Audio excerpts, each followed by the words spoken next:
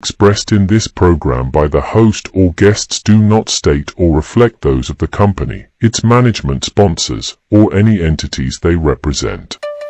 Oh, it's lit. We prime time. Subscribe, like, and share. Give us your feedback. Yo, I'm Manny at the plate and Kobe off a steal. Gretzky for the goal and Brady at the wheel. I'm a game changer, the Osaka of the tennis, and breaking scoreboard. Simone of the Olympics, defense and big business. The Mayweather who way better. From the greatness of Jim Brown, I've been down. Talking sports before I was off the porch. Screaming Bo knows while Jordan was playing horse. Late 80s getting torched by the drive and the shot. 2016 got a ring off the 3 in the block. They eased to forgot the cardiac kids. Price and Doherty, Bell in the Indian years. This who it is. Your host DeeTrynt, yo, that's a name banger. Come in the streets and talk sports with the game changer. Yo, your host DeeTrynt, that's a name banger. Come in the streets and talk sports with the game changer.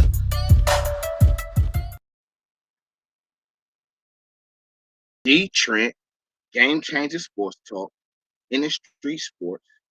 That was really good. My brain's popping, y'all.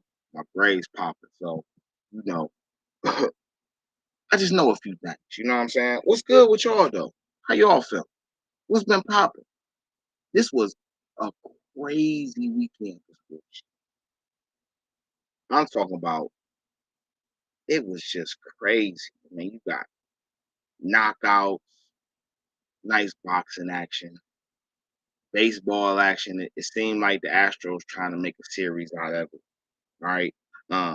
Basketball this week 2 now, like 12 days, almost 2 weeks into the basketball season. It's done got crazy. And football. But we gonna talk football later on in the day. So make sure y'all be available. All right. Gridiron Thursdays.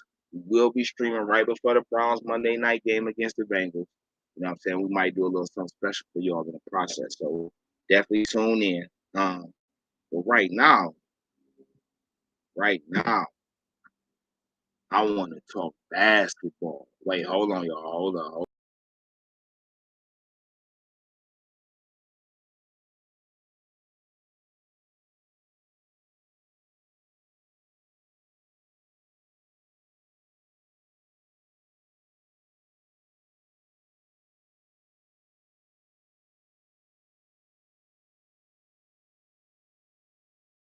Yo, so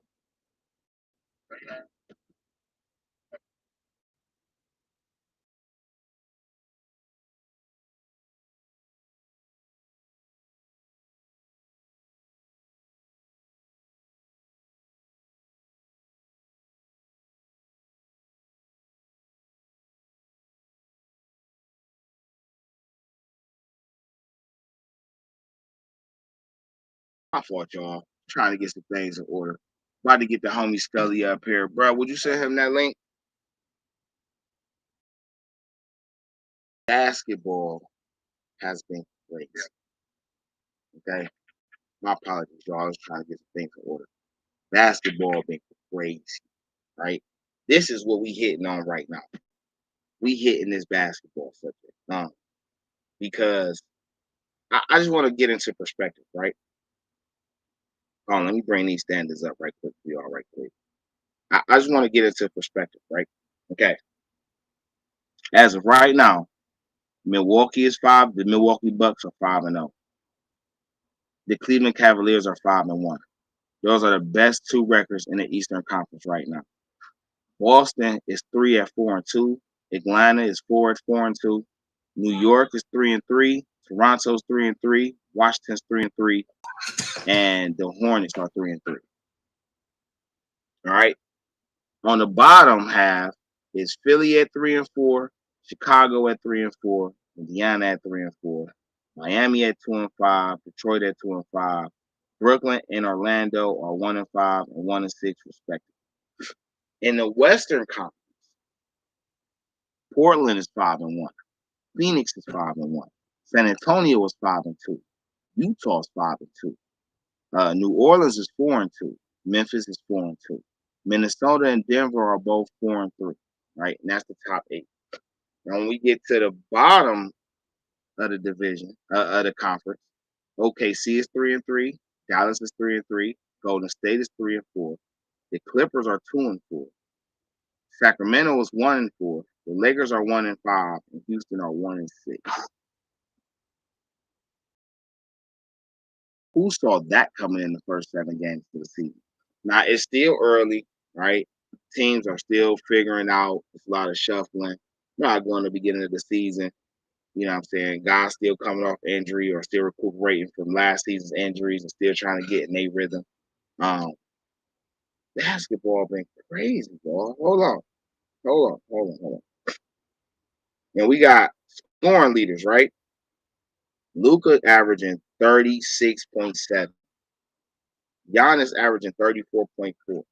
Durant averaging 32.6. Donovan Mitchell averaging 32.2.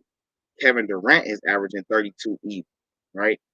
And then on the assist side, Chris Paul averaging 10.5, almost 11 assists a game.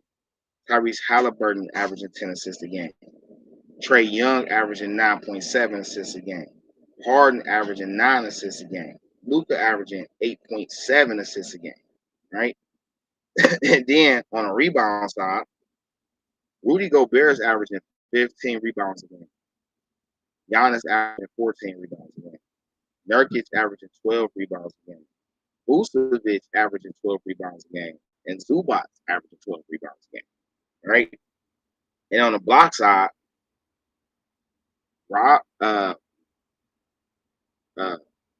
it's not Rob. Brook Lopez is averaging 3.5 blocks a game.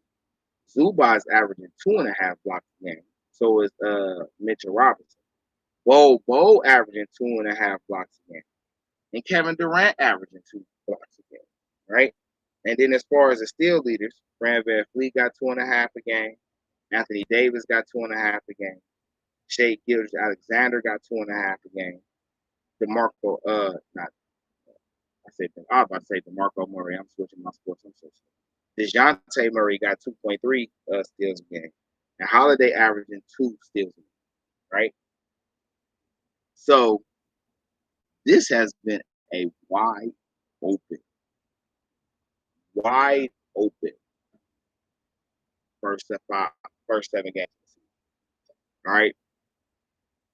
What's really interesting me the most is the Cavaliers, of course.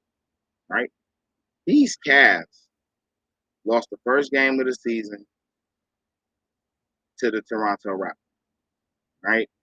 Lost a close game. In that same game, we lost Darius Garland.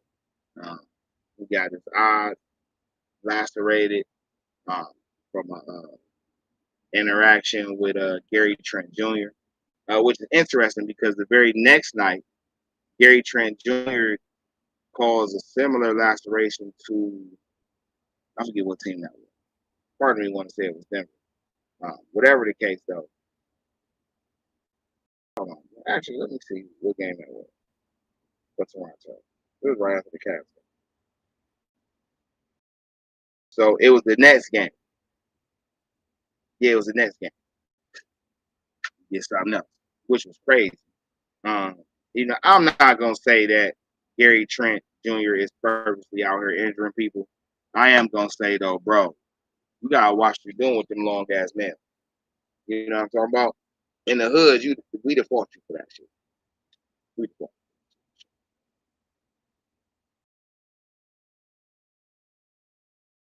Let's get into these guys, right? The Cleveland Cavaliers out here smoking shit. They're on a 5-game winning streak after dropping the first one to Toronto. They've beaten Boston on the comeback win. They beat the Knicks last night on the comeback win. They beat the Magic. They beat the Hawks. No, it was the Bulls. Raptors. They beat the Bulls, then the Wizards, then the Magic, then the Celtics, then the Knicks. Make sure I get this right. All right. What's been most impressive about this about this Cavs, about this Cavs 5-game win? Has it been the play of Donovan Mitchell solely? Is it the coaching? Has JB figured out?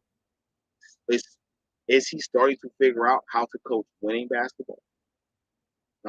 Could it be the defined role? Could it be the Cavaliers roster is getting comfortable in their roles? Not everybody know what their roles are. Spider Mitchell is amazing. Okay. In this 5-game winning streak, he's eclipsed 30 points 4 times. One of those times he went for 40, and the other one was 40 again last night.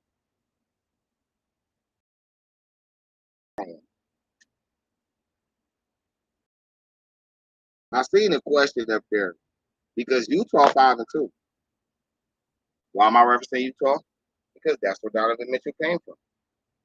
We traded, and y'all know the trade: 5 first-round picks, 3 unprotected, 2 pick swaps, Colin Market and an Ochai Baji, all to Utah for us to get Donovan Mitchell.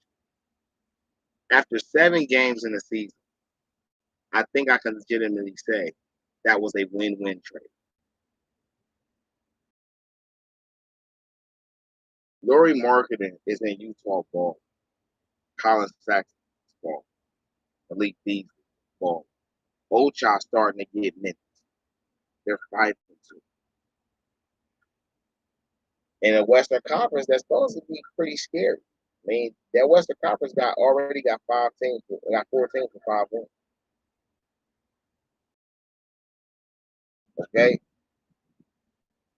But all those teams don't look as scary as the Cavs. The Cavs,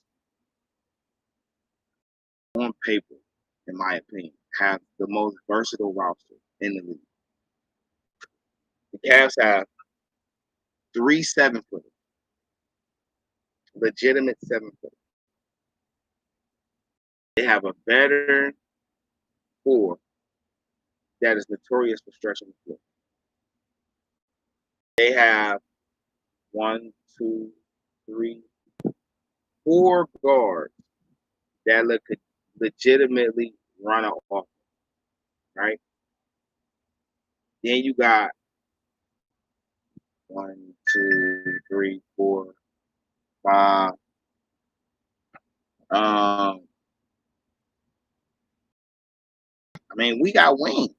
So, my thing about JB and this winning basketball thing, DeeTrynt, GameChanga Sports Talk, InDaStreetzSportz. We live. We're streaming on multiple media platforms, all right? Facebook, Twitter, Twitch, YouTube. You can follow us on Instagram. If you missed the live, you can catch the recordings or the playback on Spotify, Anchor, Google Podcasts, Radio Public, things like that. Wherever you're streaming from, should be a link right there in the chat box. So if you want to come on, speak your piece, or if you just want to type in, and go ahead and speak your piece, we welcome it all. If you're on Twitter, it's possible we may not see your messages. So just feel free to come right over to the Facebook side or to the YouTube side, and that way we can get you all included in here too. We're gonna figure out how to fix that up. But yeah, no, the Cavs have a super versatile, right? And what makes it interesting about the Cavs and their versatility. Oh, welcome, Scully. What's good, baby? Hey, I heard they was talking about something scary. Them Cavs is scary, so I had to show up. The Cavs is scary. Crystal Lake, Happy Halloween, brother. Game changer. Happy Halloween, man. Hey, I just want to jump in here and listen to some of that Cavs talk, because y'all scary for sure. Yeah, I'm gonna get to the thick of this right now. Yeah. The Cavs have the most versatile team in the league, in my opinion. And they're down their top two facilitators, and Darius Garland and Ricky Rubio. Right? What's been interesting about the Cavs winning streak, though, is I think this is a clear example of how they're going to probably win in the season.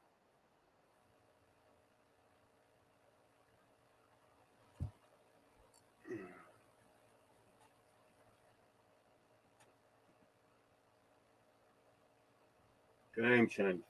DeeTrynt. Yeah. Yeah, man, in the street sports, I got the family thing going on, so I gotta make sure, you know what I'm saying? Always. So I think this is a blueprint for how the Cavs will win, right? Let's point out the positives first, right? Donovan Mitchell is the number one scorer on this team. Darius Garland is the number two. It makes sense because Mitchell could pass his ass off, but Mitchell's creating for others comes off his aggressiveness and assertiveness to score the ball. Now understand, this is what we wanted Colin to do, and this is what we wanted to see from Colin last year to be able to judge, how he would move the needle for us. Unfortunately, Colin didn't get a chance to do that, and so we will never know. However, though, as much people say, Mitchell and Sexton have very similar games. Mitchell was just old. The way I look at it as Mitchell was a professional scorer, in my opinion. At 25, I know that we reserve those things for guys like Carmelo and guys like Lou Williams, guys like Jamal Crawford, But in reality, man, Donovan Mitchell was a professional scorer. I mean, he can lay it up, he could dunk it, he can hit the mid range, long range, he can hit extended long range, he can hit off the dribble, he can hit off the spot up, he can hit off the screen. I mean, bro, Wade can score from anywhere on the court, and he's only 25, so he ain't even hit his prime yet. All right, Darius Garland is more of a focused facilitator. He looks to get other guys involved, whether he use his dribble to create or he use his range to extend the defense so he can penetrate and create. On top of that, he got a floater, he got a layup with either hand. That backcourt duo is going to be crazy. The other things that people wanted to know is, where is the additional scoring coming from? Is it Mobley as the third, or does how does that work? Okay. Mobley will eventually be the third guy, if not the second guy. Hooley say comeback player of the year, young bull. Bro, listen, him on that specific comment. Him, Jamal Murray, can't forget about Jamal Murray. John Wall, another guy we can't forget about. Kawhi, another guy we can't forget about. Michael Porter Jr. It's a few guys that's going to contend for that comeback player of the year. But I think if Utah stays as a 6 seed or above, like a guaranteed playoff spot in the West, that's Young Bull Award. Because the rest of those guys are coming back to teams that's already low. He's literally on a team that's projected not to do much, even though they got a team full of starters. So, Young Bull, as long as they keep their winning ways up, I think he definitely could be leading for that comeback player of the year. But with the Cavs, though, they've been getting additional scoring from the other guys, right? 2 nights ago in Boston, it was LeVert that put up 40.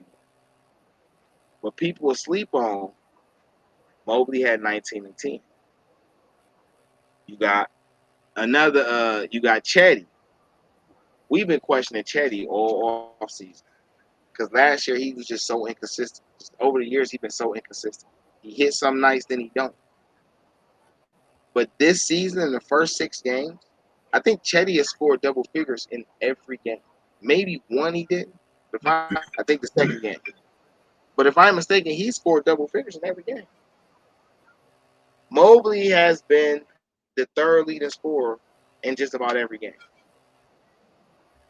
Kevin Love is showing that he's going to continue to be the same guy he was last year. And he can come off for 20 to 25 minutes and still give us 20-plus points at any given night, 10-plus rebounds. And even though he's not a defensive guy, he's leading the league in charges. So, he's finding a way to contribute on the defensive end the best way he can, even though he's not athletic to get blocks or got enough foot speed to be making steals like that. But he done got a few blocks this year, too. Dean Wade got that contract extension right before the year started, 3 years, $18 million. All right. And he's been showing why. In the first couple games, I felt like he was a little timid. But like these last 3 games, he's been letting it loose. Last night, he hit 7 threes. You know what I'm saying? To help with that comeback win in New York. I think the game before that, he hit like 2 or 3. So, and he might be a guy that really ends up in that starting small forward spot because he's 6'9". He's athletic enough to run the floor. He's strong enough and got enough foot speed to go side to side with most of the guys. He can get up. He got up. He stretched the floor. And that 6'9" side just really goes well with, the small backcourt and the 2 twin towers down there with Mobley and Allen. Allen got like 5 double-doubles in 6 games. Balling. Okay? One game he had like 7 blocks. They gave him credit for 5, but I witnessed 7. That's crazy. All right? So this Cavs team is loaded. All right? This is without Rubio and Garland. They are loaded. All right? Scully, man, because I've been rapping him.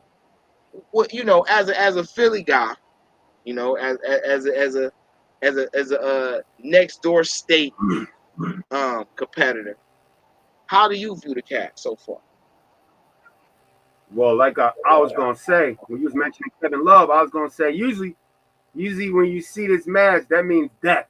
But the Cavs are alive. They alive. Like man, I hit the switch the other day and they was on TV. I didn't get to catch the whole game. trying to make sure I catch them alive because, hey, if they can beat right now, they on a 5-game winning streak. They can beat the Bucks. That's the best team in the East right now as far as record-wise and talent-wise. But gotta give love to Kevin Love, Mitchell, and Allen. They got that. Not even looking at them other pieces. You got Mitchell, superstar, playing like a young Dwayne Wade, playing like he was in his first year or two. And then you throw Kevin Love out there to stretch 4. He's hitting the 3. He's alive. He ain't dead. And like you was just talking about, Allen, man, great defender, great rebounder, somebody that could just punch in, get dunks. The Cavs, man, they lost that first game. They had to get a little something under their belt. They ain't looked back since. They ain't looked back. And they're gonna be a problem for Milwaukee because they got the size for Giannis. I think for the Cavs, it's all about their shooting. It's all about their shooting. If they can get them shooters down, they're gonna get them top. I think the Cavs can get the top 3-4 spots. DeeTrynt on this Halloween. They scary. That's why I got this mask. The Cavs is scary out here.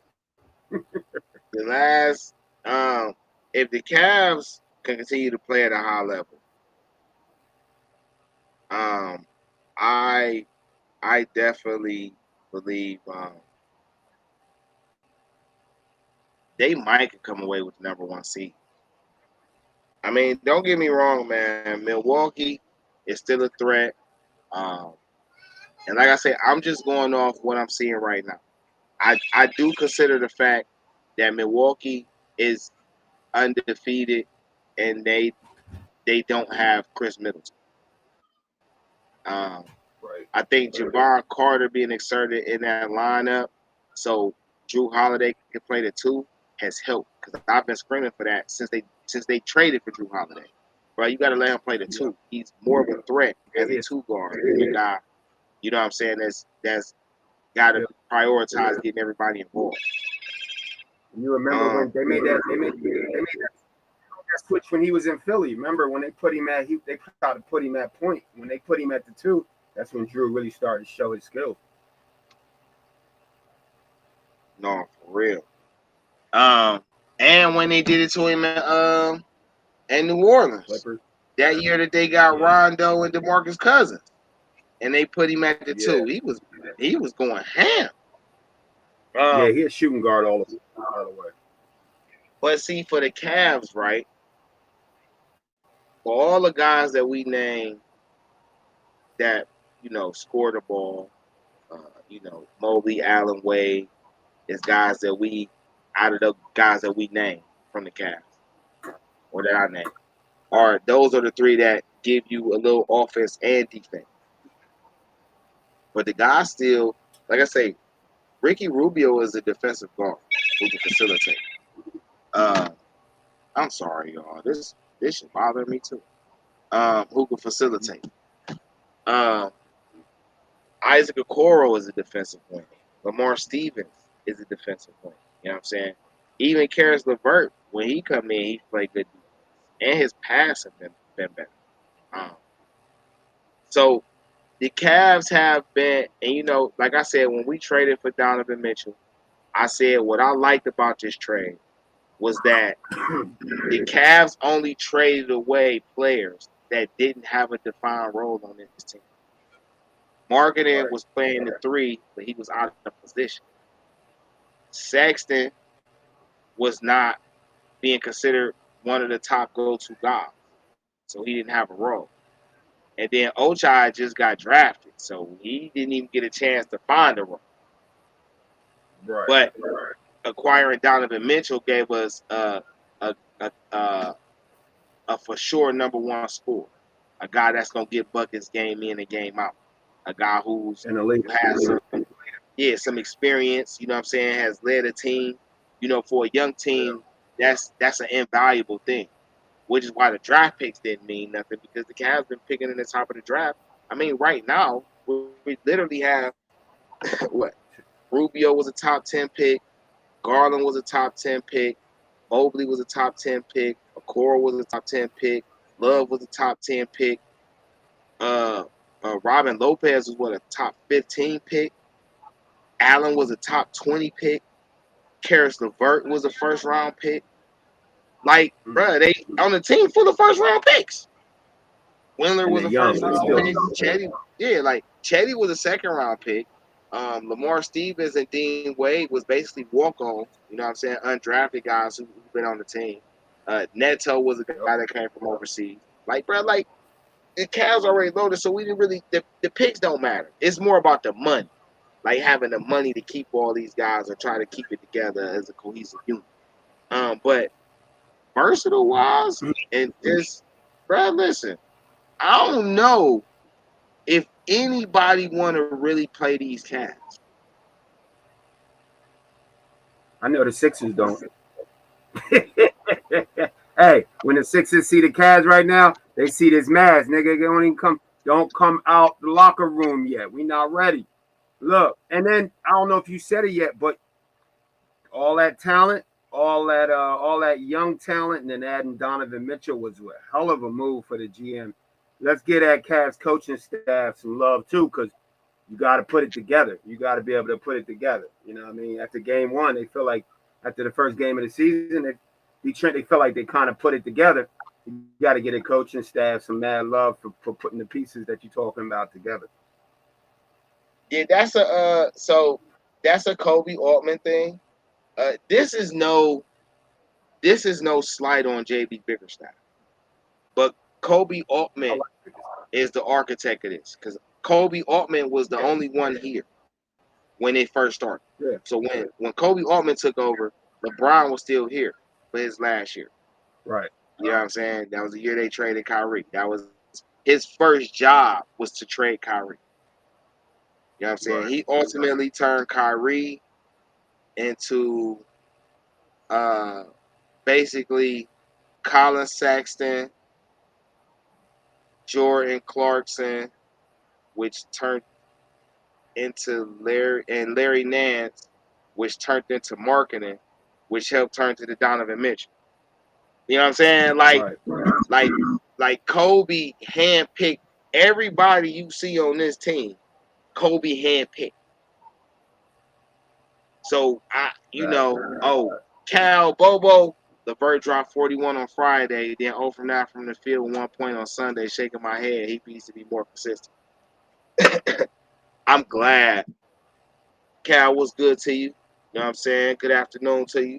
Appreciate you dropping in. To your point, right? This is why I say LeVert has to come off the bench. All right. And let's get into some of the critiques of the Cavs. We've been screaming their praises. Got to get into some of the critiques, right? LeVert is only starting because Darius is out.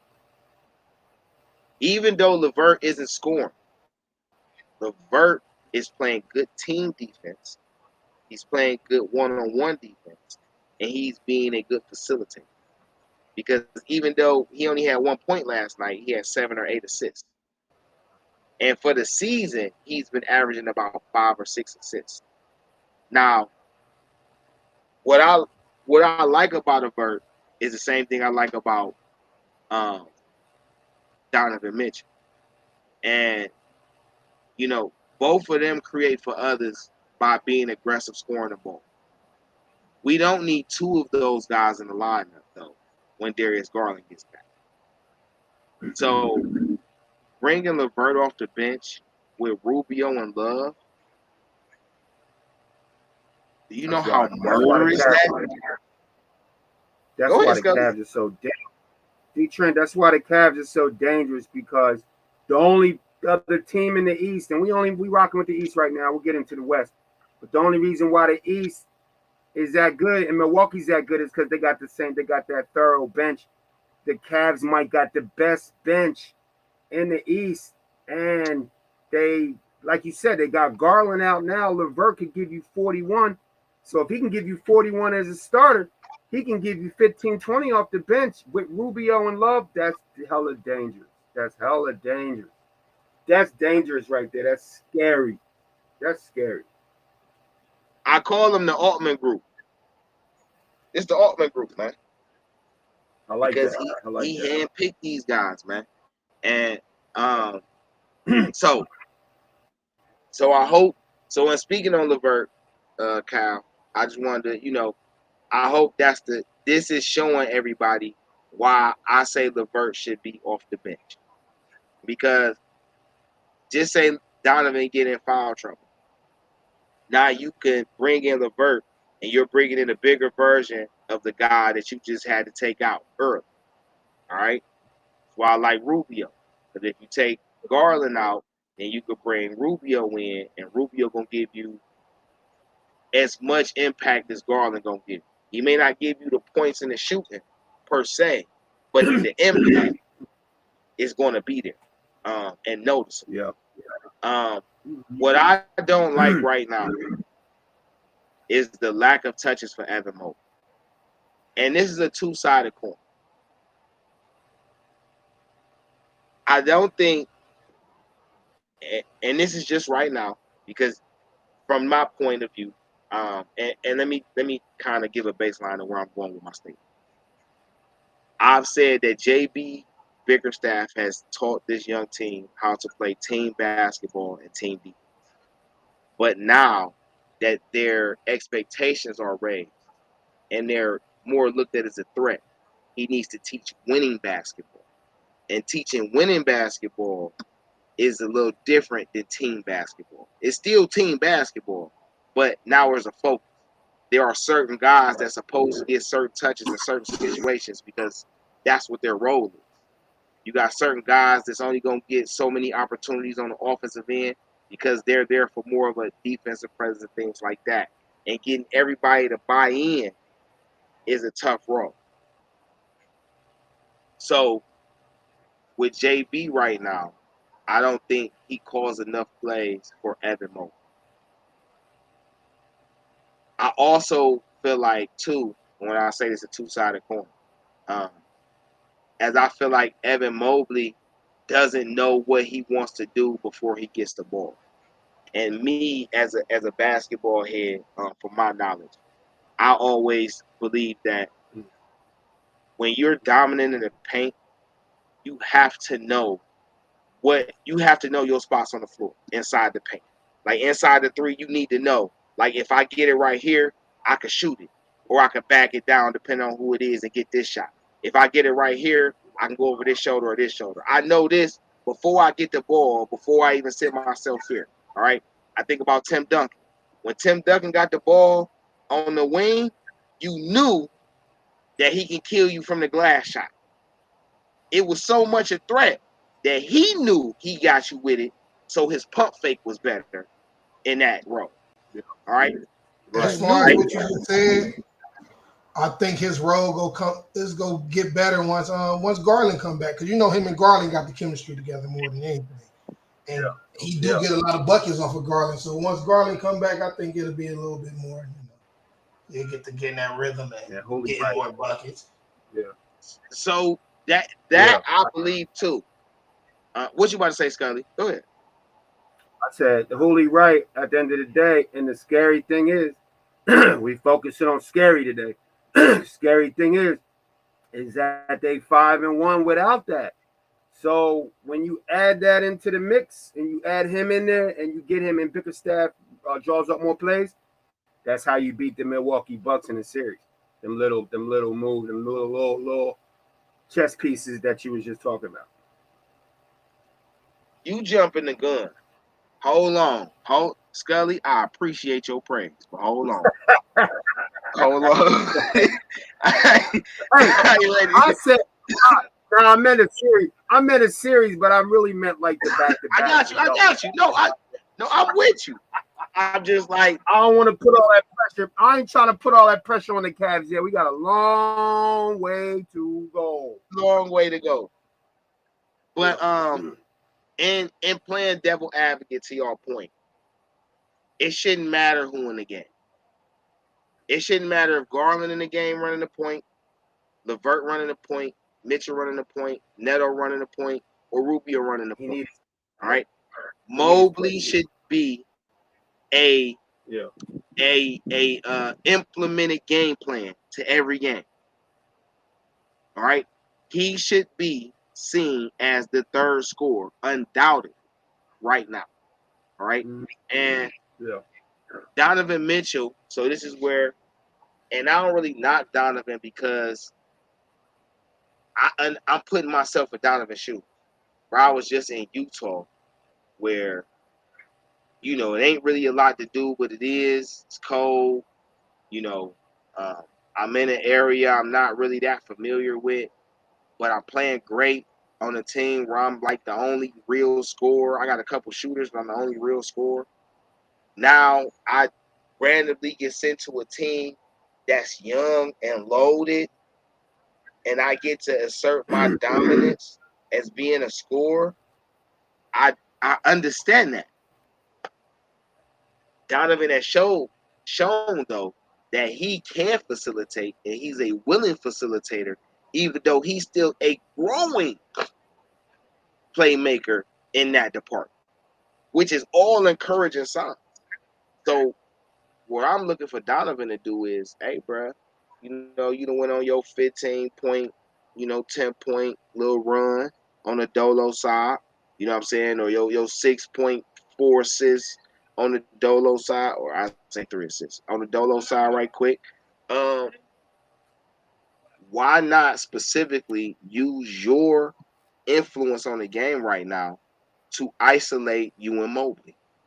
Get you and Mobley on that wing where he's setting that pick for you to go inside, and that way he can roll to the middle. All right?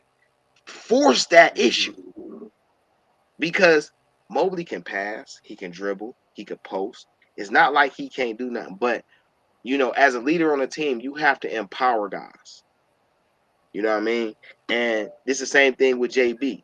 Is JB as the coach, when he see, because the Cavs still been hitting their little stagnant spells. You know, they go 3-4 minutes, they don't score. You know what I'm saying? And allow a team to either get back into the game or allow a team to take control of the game by going on those dry spells. Now, people will say, oh, it's because Garland not there. That's not the case. They're putting up 120 plus points in at least 100 points every game. It ain't about that. It's about the utilization. All right. Mobley should be getting forced touches. Now, what I do like is Mobley get a lot of third and fourth quarter buckets. So he's showing up when it matters. You know what I'm saying? He's hitting good from the line.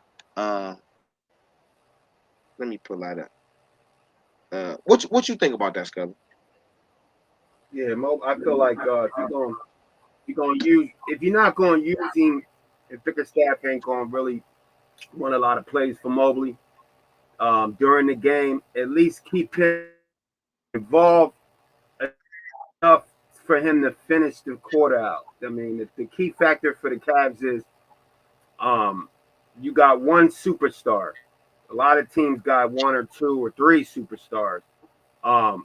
So you got upcoming superstar, young players, maybe. They got work to do. So because you only got one superstar, you got to make sure that you got all your ball players ready to finish out the fourth quarter. Everybody got to be on tilt and ready to go to finish games, especially when you're playing the top teams in the East and the West.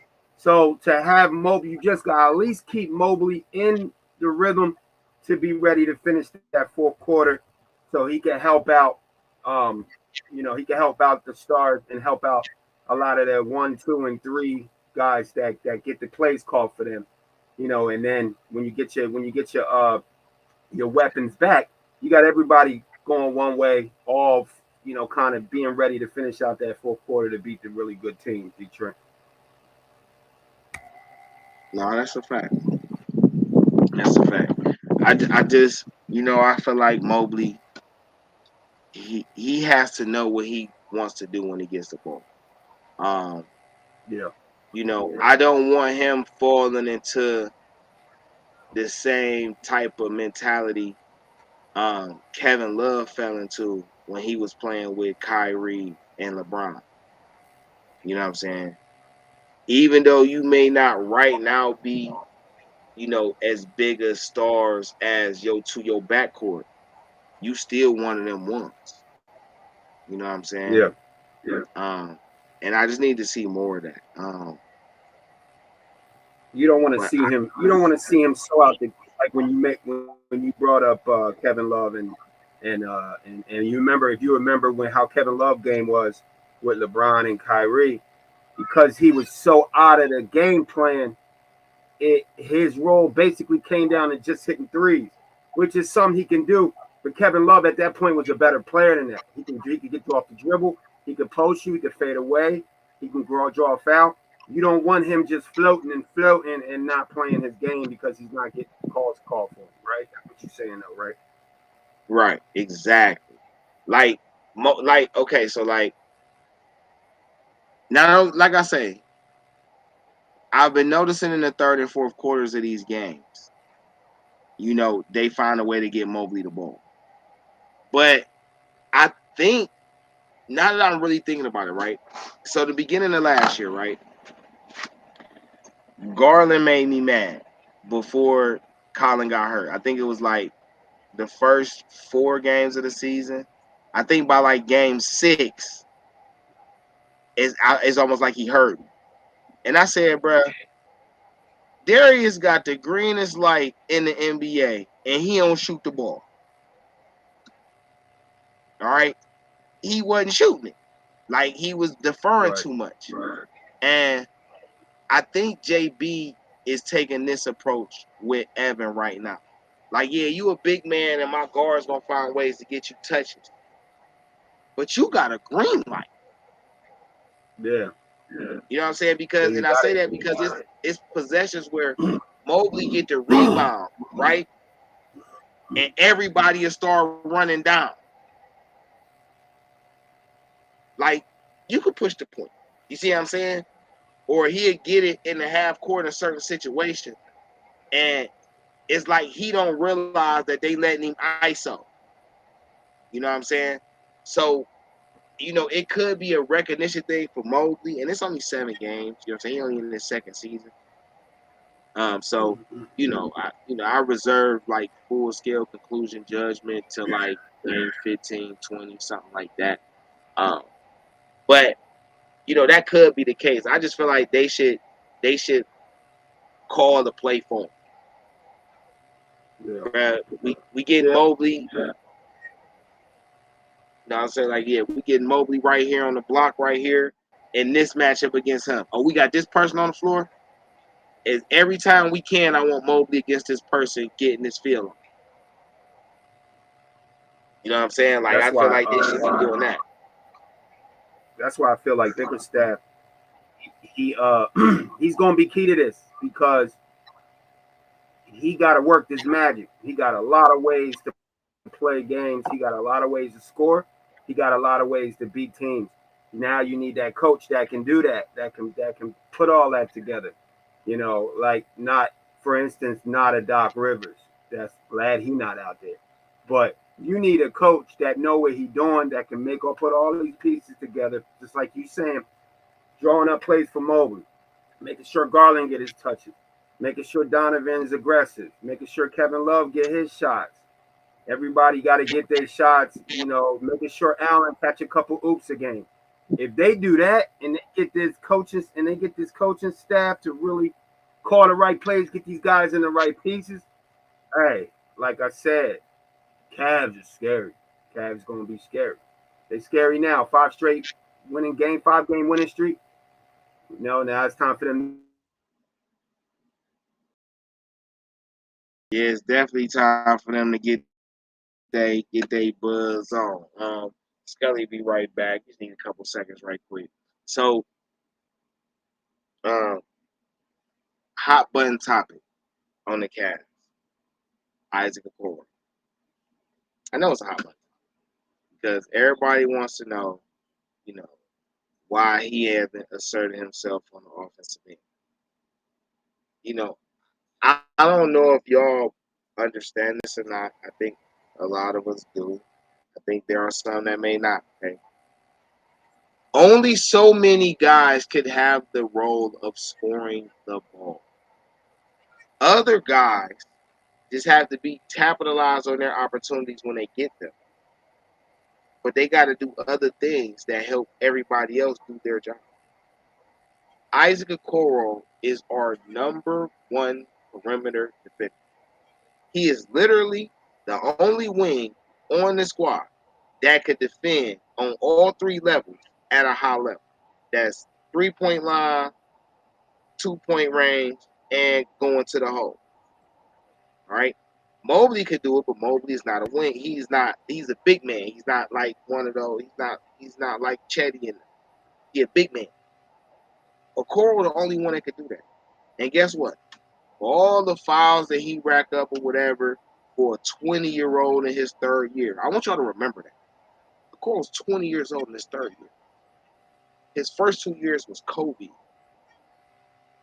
He don't even get his liquor license till January.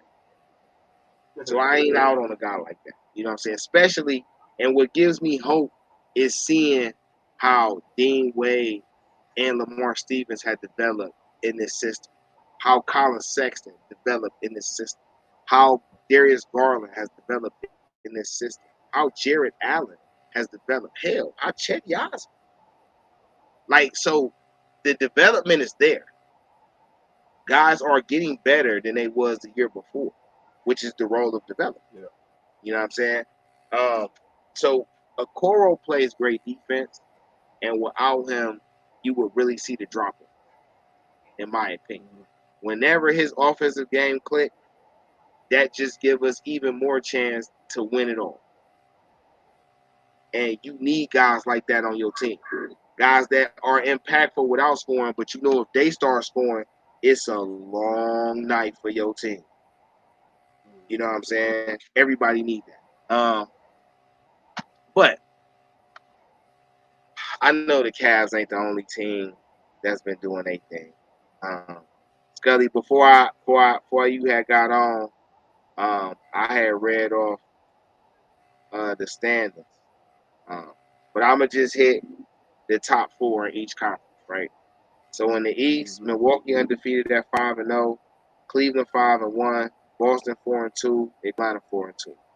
In the Western Conference, Portland 5-1, Phoenix 5-1, San Antonio 5-2, and Utah 5-2.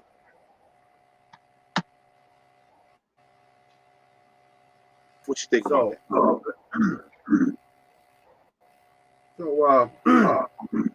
It's all to be, like I said, first 6 games, all to be expected. The Bucks 5-0, they got the deepest team, they got the hardest worker, they got the freak from Greece over there. The Cavs got this probably the most thoroughest team as far as bench and starters. Celtics got 2 stars. The Hawks got some stars. So I expect the East to go like that. We know that I'm gonna ask you about the hey, look, today is the scary day and the dead day, right? There's a few teams that are dead. They're trying to dig themselves out of the grave. One of those teams should be up in that top 4, but I'm gonna ask you about that in a minute. DeeTrynt, the Blazers 5-1.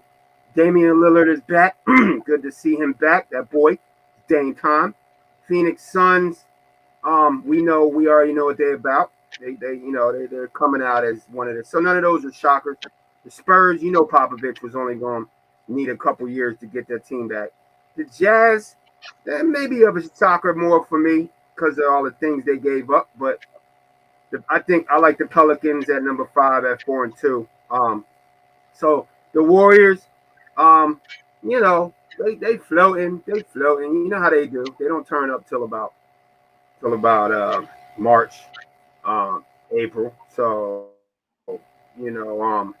they just cruising, trying to stay healthy. DeeTrynt, let's talk about the dead. The dead trying to come back to life. First of all, let's clap it up for the Lakers. The dead team that finally got a win. Let's clap it up for the Lakers. Because we love Bron over here. We love Bron. We love Westbrook. And we love AD. They dead. They just dug themselves. They dug a little dirt off their casket. Finally got one win after a 5-game losing streak. And then my other 2 teams I want you to talk, I want to know what you feel about is the dead-ass Sixers and the dead-ass Brooklyn Nets. We got 3 of the most exciting teams in the league that's, I got to make a trip to their home tonight because I might have to kill them all. They dead. The Nets, the Sixers, the Lakers. How you feel about them dead-ass teams with all that talent, Trent? How you feel about it? Let me start off with Cal say, man, I'm in LA right now visiting fam. Was in attendance for the Lakers' first W. They looked good last night. Not a fan though. Who they beat? First off, they beat enjoy yourself while you out there, Cal. Be safe, but enjoy yourself, man. LA is beautiful. I spent time out there myself. Visit Nipsey block, did it, had some food and all that, kicked it. LA is spectacular on the eyes. You know what I'm saying? Yeah. The Lakers in their first W. Okay. The problem with the Lakers isn't the talent or lack thereof. It's people playing a role. They have enough guys on there. Like, it ain't like nobody on their team can shoot the 3. They're just not historically good at it. But every guy they got can get hot from 3. Brian get hot from 3. Westbrook, as much as y'all crazy, he can get hot from 3 sometimes. Lonnie Walker can get hot sometimes. Kendrick Nunn can get hot from 3 sometimes. Austin Reeves can get hot from 3 sometimes. Like, Troy Brown could get hot from three every now and again. You know what I'm saying? Like, you got guys down there who could. Now, this would be the greatest chance for them to end season build their shot up, because you're going to get so many opportunities that you might can't do nothing but go up. But it's just utilization. The Lakers won last night because Russell Westbrook comes off the bench. Right. If that's a little too black and white for people, it is what it is. But the whole reason why they won is because Russell come off the bench. You can bring Russell off the bench with your Kendrick Nuns and Troy Browns and other guys like that. You know what I'm saying? You got Thomas Bryant's and your Damian Joneses that he can run with. And then just let Russ be Russ. Mm-hmm. And then when you do got to play him, Bron, and AD together at the same time on the floor, at least all of them have already got their own feel for the game plan their way, and it's just going to allow them to just play team ball. You know what I'm saying? Because they already done cooked individually, which is what you want. You want all of them to be able to cook individually or cook, stagger two at a time, maybe sometimes three at a time. Russell on the last year of his deal. So him coming off the bench just makes him look more attractive, especially if he fuck around and win Sixth Man of the Year. So as long as the Lakers do that, bro, they can still be at least a 6 seed. I think I agree with you. I agree with you. I'm agree with you on a few things, and then I'm gonna agree with LeBron, because I think Bron knew what this was coming into this. This team is not built to win. That I don't know. We don't even really know who they bench is. They have no really scoring off the bench. That's why I agree with you putting Westbrook on the bench, because you need points off the bench. We don't know who. None of these guys are proven off the bench. The key thing you said, and what you said, DeeTrynt, was these guys can get hot. And that's the problem with the Lakers. They got to get hot. You can't rely on any of these perimeter shooters to come in and give 15, 20. And I feel like the Sixers got the same problem the Lakers got. You got your big three. You got LeBron, you got AD, you got Westbrook. But around them, you really don't have no steady shooter. You can't. Now you got to wait for guys to get hot. If they don't get hot, LeBron got to drop 50. AD got to be the best player in the league. Westbrook got to come off the bench and drop 20, which I think he can do. I feel like what they did the other day and how you said, make Westbrook play his game. No jumpers. Go to the rack unless you hot. Come off the bench and just play fast. Play fast. Let Westbrook have a LeBron and AD don't play fast. LeBron plays fast, but AD don't. And I feel like AD, he looked like he gained a lot of, he looked heavy out there, bro. I think he's finally getting in shape. The first few games, AD he looked heavy, sloppy, man. I think he's finally getting in shape. But I don't know, man. I don't know. LeBron said it himself, DeeTrynt. This team is not built. They're gonna have to pick up some shooting. They got to pick up some shooting. I don't know who they're gonna move. I feel like Westbrook's gonna end up getting moved regardless, because there's no other piece to move but him. They need shooters. And they need AD to get in shape and play.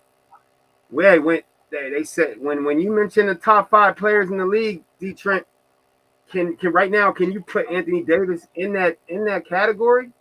No. I don't know. Exactly. That's a problem. I don't know. I don't agree that it's a problem, because the league is just too talented. You know what I'm saying? You could lose your top spot any given week. Like, the league is just too talented. But AD's like Giannis and Embiid. Them guys are not supposed to lose that. They can't. Yeah, but he not like Giannis and Embiid though. That's the problem. I'm saying like, but he ain't. I'm saying that's not his game though. Like, so this is, and this is just a side note to the convo. This is what I don't like about certain certain aspects of how people view basketball. Okay? First off, if a player tells you where they feel more comfortable at, how is anybody else going to tell them how they can max their game? That's their game. That's just like, Right. you know what I'm saying? Like somebody coming to your house telling you how you could utilize your TV better. How you don't know that I want to utilize my TV like this and the rest of these features don't matter to me? Right. You feel what I'm saying? And people get too caught up in that. I'm a firm believer in playing a guy to his strength. And sometimes his strength and his size may not match what the position average, dictates more or less. All right. Right. So in saying this, right, Anthony Davis is a power forward. He is not a center. Right. To play power forward and to play center is two totally different assignments, even though they're going for the same goal. A center's job is to hang around the rim, offense and defense. His number one goal is to dictate things in the paint, whether that's rebounding at a high level, altering shots, or finishing shots at a high level. You know what I'm saying? And just being an overall presence. A power forward's number one job is to back up the center, which is mostly about getting rebounds and having some type of offensive game, right? Which is exactly what Anthony Davis does. He is a guy who can get you rebounds, but he's so good defensively that putting him solely at the center, it's a negative to your team. So, for example, New Orleans had him at center all those years, and then they brought in DeMarcus Cousins. Prior to those years, they had Drew Holiday playing the one. The same season they brought in DeMarcus Cousins, they brought in Rajon Rondo, and they moved Drew Holiday to the 2. Playing 80 at the 4 and Drew Holiday at the 2 made that team scary. You know why? Because those guys were playing in a position of power. So the Lakers need to stop trying to play AD at the 5. Period. Well, we know that. We know that. And that DeeTrynt, that's the reason why the team, LeBron is upset with what's going on, is because whoever orchestrated this team in the beginning is doing the wrong thing. They putting AD in the wrong spot. And you don't have no shooters around Bron and AD. And Westbrook ain't a shooter.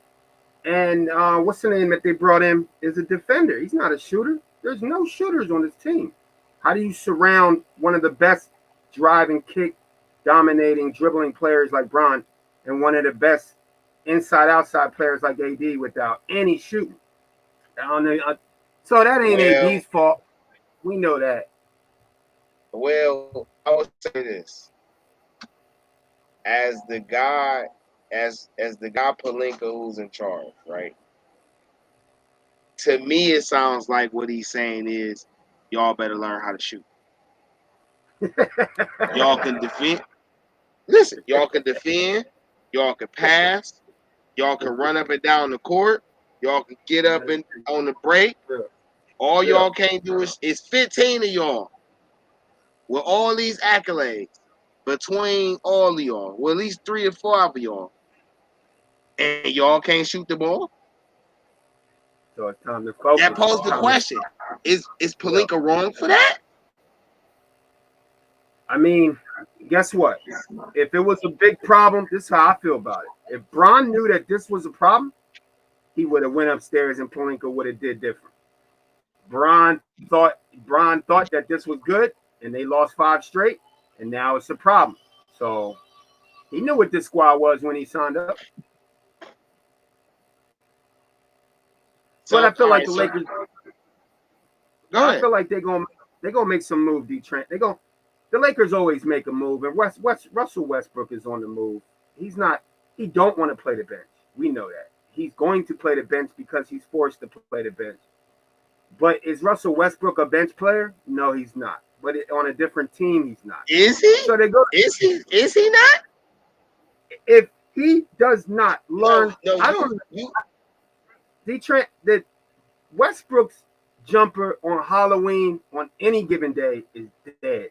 If he don't understand that in his game, then yes, he's a bench player. If he's going to play his, I don't understand Russell. I really don't understand, and he's one of my favorite players. But this was a long time ago. I don't understand Russ. You know your game's not jumper. You know you cannot be guarded off the ball. You know you're one of the most athletic ballers. Why are you still trying to find your jump shot in year like 11? I'm confused by that, DeeTrynt. Why is he playing? He's playing himself on the bench. Just play your game. because I don't even want to spend a lot of time on this Russell situation, man. No, I'm beating a dead horse. It's Russell Westbrook is a shooting guard. He is not a point guard. And because they allow him to play the point guard instead of forcing him to play the two guard, which is really what his game dictates he is, he never was forced to develop a jumper. Why not put him at the 3? Listen, Russell Westbrook is exactly what people want Ben Simmons to act like. Let's just call it a spade, because that is exactly Ben Simmons' game. Yeah, is doing what Westbrook do. He just taller and bigger. Yeah, they got the same game. You right. You feel what I'm saying? Yeah. One plays better deep.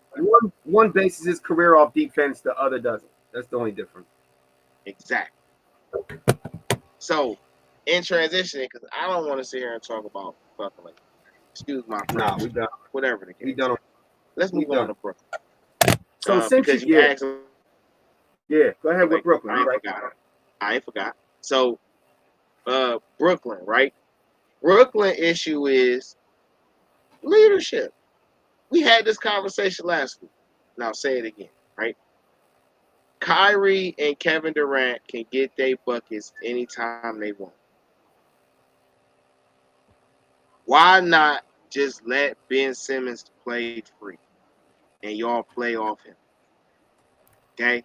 Because they won't do that is why they're suffering.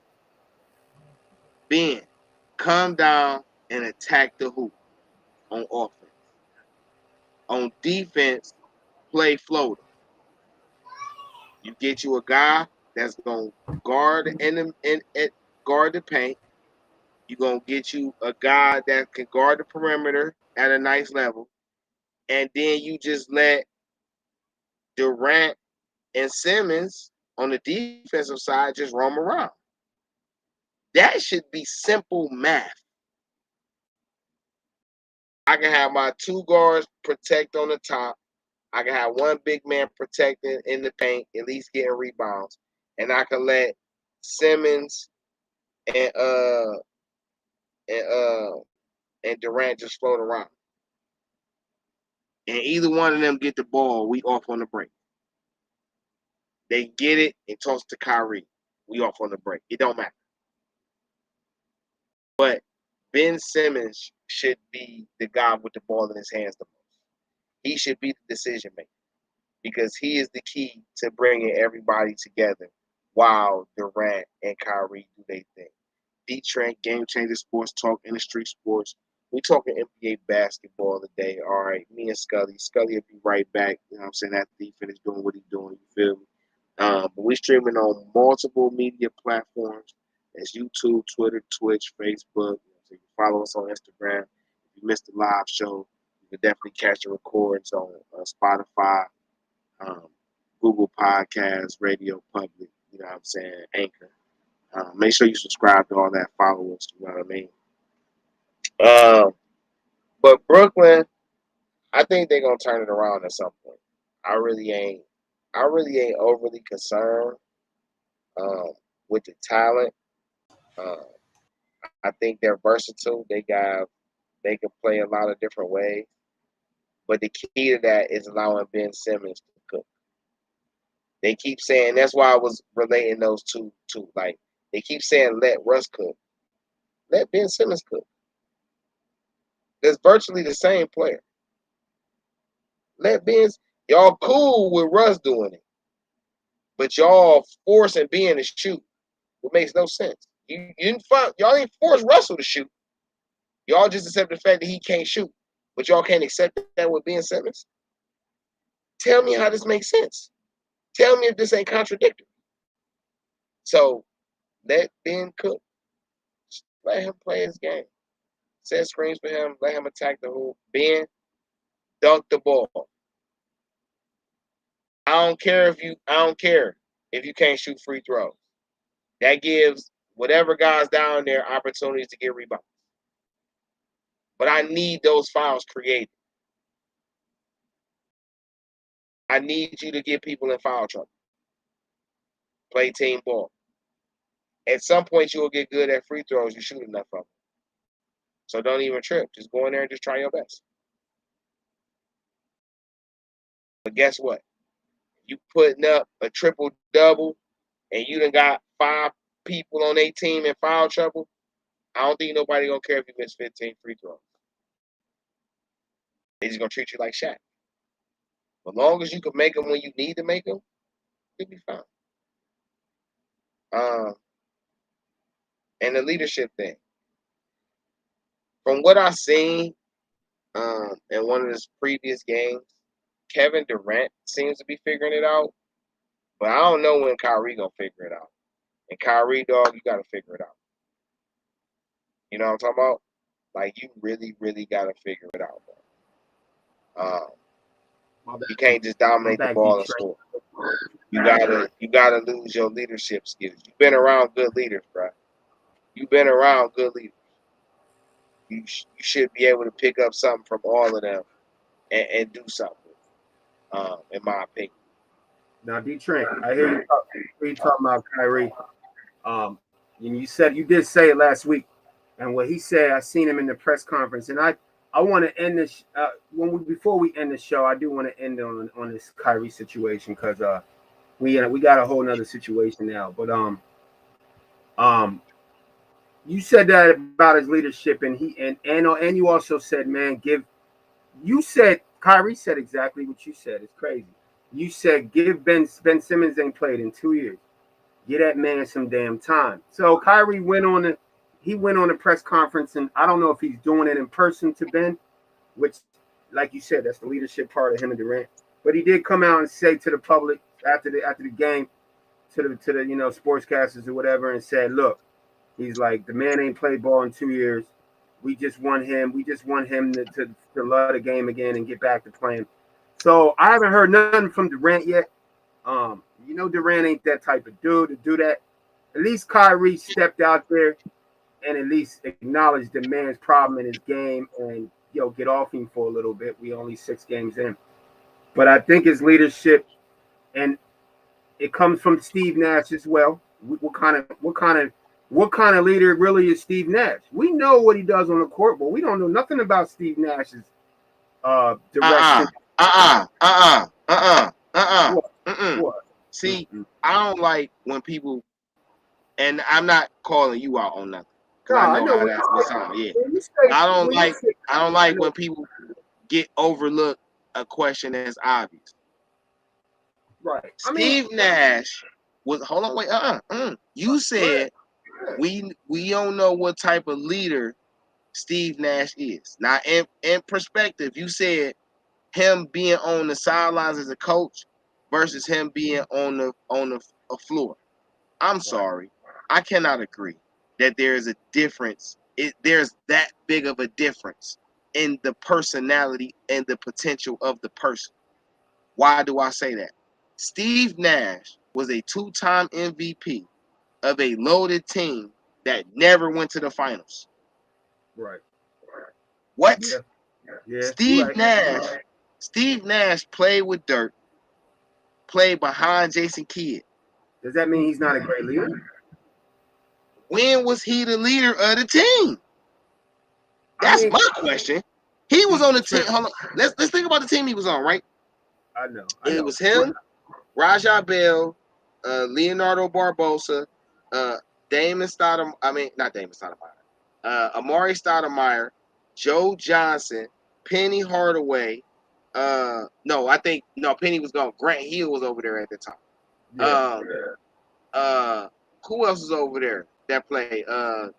They were loaded. They were loaded. I think But David Lee played over there one time. They listen. But are you? I know. I see what you're saying, but are you? See, the leadership comes in two different ways. Is he supposed to be a bigger leader than Grant Hill? We assume. Yes, you the MVP. We not doing that. You the MVP. DeeTrynt leadership MVPs ain't got nothing to do with leadership. Nothing. That's what we listen. That's we, as you said earlier, we know that, but that's not the consensus. But what I'm saying to you is we know as far as he never won the big. Look at Charles Barkley. Charles Barkley went to the finals. He went to the finals. But I don't think that has anything to do, DeeTrynt, with the leadership that that Steve Nash needs to show right now. Has nothing to do with the leadership of him being as a baller. His leadership needs to be as a coach and a man talking to a child. That's exactly not a young man. I'm not gonna call him a child, but mentally, if you got these issues and problems, then you need to be nurtured like a young man child. I think Steve Nash needs to grab this man needs some counseling. It's obvious. He don't love basketball no more. Listen, I don't think he ever loved basketball. I think he did it for the money. Certain players play for money. Certain players play for the love, DeeTrynt. You know that. So you add to my point. So you telling me, because I understand that soccer football is his favorite sport. So you telling me he'd be a more aggressive leader on there, but not an aggressive leader where he was the MVP and now he's a head coach. It's not making no sense, bro. You cutting him like you ain't holding him accountable. Who? Nash? Nash. You're not holding him accountable. You're not keeping that same energy and holding his standard, bro. No, I did. I'm the one that brought it up and said that Nash is probably not the leadership he needs. Neither is Durant. You was asking. You was asking. Hey, does he have it? We don't know. I'm saying we do know. People just don't want to give credit where it's due. We do know. We don't know his leadership. Well, wait. That's not listen. That's not his leadership as a player. Shitty. That's how do we know his leadership as a coach? We don't know. Man, he don't got no leadership as a coach, bro. We're seeing it. Well, it's obvious. That's what I'm saying. I mean, I'm saying we don't know what he's saying to Steve. What if Steve Nash is pulling Ben Simmons to the side, saying, hey, come and see me after the game. Okay. What happened to your love for basketball? It's brought you all these great things. Big money, women. You can take care of your family. You like to buy dogs every 2 weeks. How come you don't like the game no more? Did you ever really love the game? I don't think Ben Simmons ever loved the game. I've been watching him since his senior year. His freshman year. He never even played ball more than a year. Ben Simmons never loved basketball. He's the typical athlete that loves the check. He loves what comes with the game. That's why he don't put the work in to be great. That's 80% players, DeeTrynt, in every sport. You know that. So I don't know if Ben Simmons don't put the work in because he don't. He don't. You know he don't. You don't just DeeTrynt. Come on now. How hard is it to get a jumper in the NBA? It ain't that damn hard. Ben got a jumper. Y'all keep saying he don't got no jumper, bruh. He got a better jump gun. Because you don't shoot the wait. Choosing not to do something does not mean you cannot do it. He chooses not to shoot the ball, bruh. That is a choice. Because he mentally knows that he can't shoot. Bruh, he don't want to. See, this is where we differ. I don't want this to be one of those things. I understand. You know what I'm saying? But in my opinion, bruh, it's not that he can't shoot the ball, bruh. He don't want to. Listen, it's like this, right? Shaq was so raw on the back down, bruh. Shaq really didn't need a triple threat, right? It's not that Shaq couldn't triple threat or he couldn't dribble. He just didn't want to. Why? Because he could back you down and you can't stop it. Ben So Simmons. Wait, you jumping the gun. You jumping the gun. This statement is not finished. Hold on. Okay. I'm just saying the example. The mentality of Shaq is you can't stop me backing down. What do I need to do that for? You see what I'm saying? That's what I'm saying.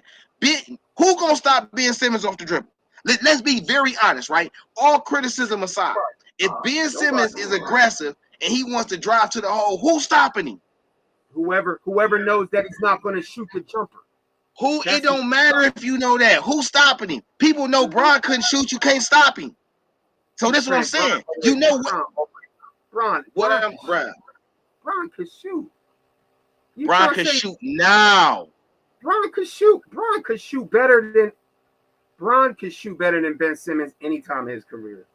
Come on now. I won't argue that. That's not my statement. My statement is when you know that you could do this, you could choose not to do that because it don't take away from your game. If Ben Simmons never shoot the ball, bro, he's still a potential Hall of Famer. He's a defensive player of the year. He's an assist leader. Trent, you don't go to the Hall of Fame by not be scared to shoot in the playoffs and in game 6s and 7s. You can't go to the Hall of Fame. You could be a defensive player of the year. You can make all-star teams, but this is the only all-star I've ever seen, DeeTrynt, the only all-star other than Dikembe Mutombo. That only all-star. I don't even know if Dikembe was an all-star. He's the only all-star that cannot he's not a scorer. He's not a shooter. Right. So look, for instance, and we gonna move on. You know, I've been watching because I'm like this, bro. He's 6'10". He's 6'10". Bro, let's be honest. All right. I'm gonna take perfect example. Rashad Lewis, right? Rashad Lewis is a super. He is a super shooter. We know this, right? All right. He is super shooter. But what's the knock on Rashad? He don't go to the hole enough. You 6'10" and you don't go to the hole. Ben Simmons will go to the hole, but y'all mad he won't shoot at 6'10". It makes no sense to me. You know why we mad? Because when you went to Sixers and you got a chance to win the championship and you up 2 games in a series and you don't want to shoot a 5 to 10 foot floater because you can make it all day and you'd rather get 7 points a game and 9 turnovers. And then you go to Brooklyn and then you have 2 years off to work on your game. And then you go there and you know you're under the spotlight with Kevin Durant and Kyrie Irving. It's time to win a chip. And you don't score more than 10 points a game because you can make every jumper because you don't need to. That's a problem, DeeTrynt. He cannot score at all. He's easy to defend.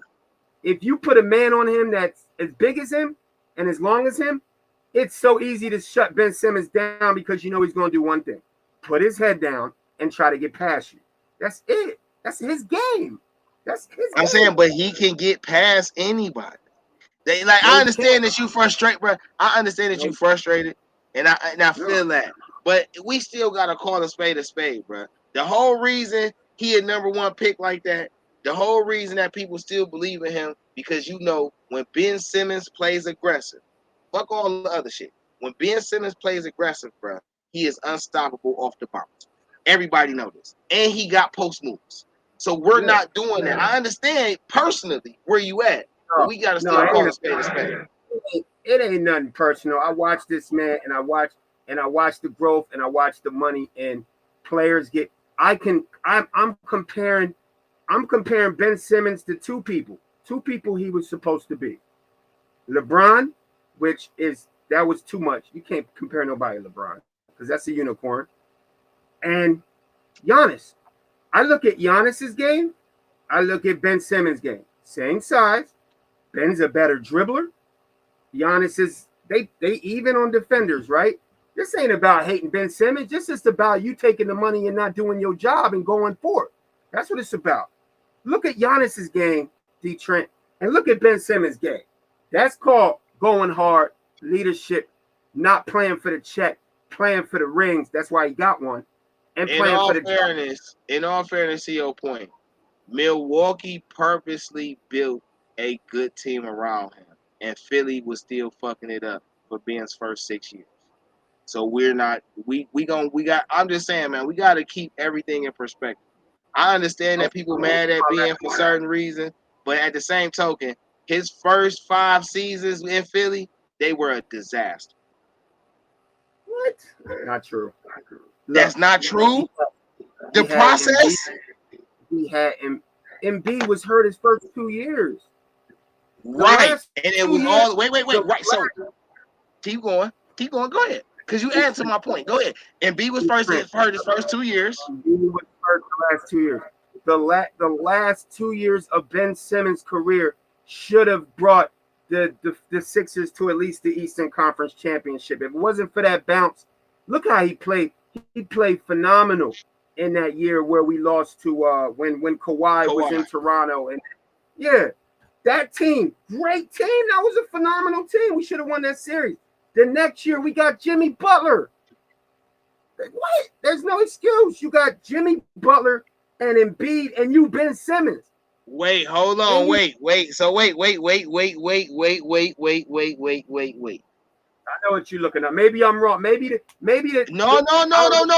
I just want to wait, bro. Wait. I just want to add to what you're saying, right? Okay.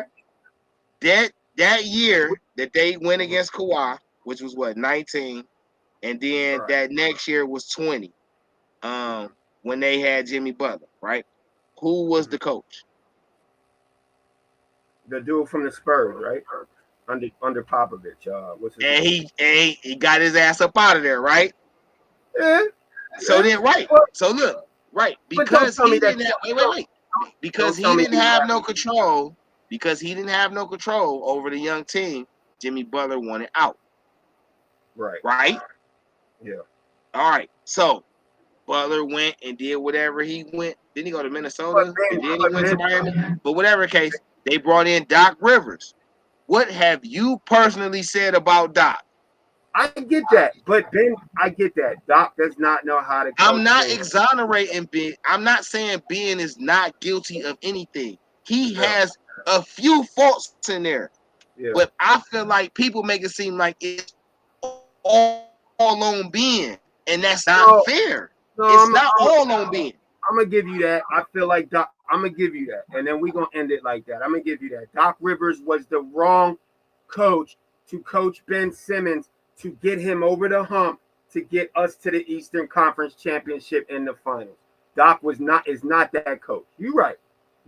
But, and I'm not, like I said, we both agree that Ben, but yeah, look, it comes down to this. The kid got he got some issues with dealing with the limelight. And I feel like maybe he was not built to go to Philly. He wasn't built he's not built for that. Thank you. You're right. And that's okay. And that's okay.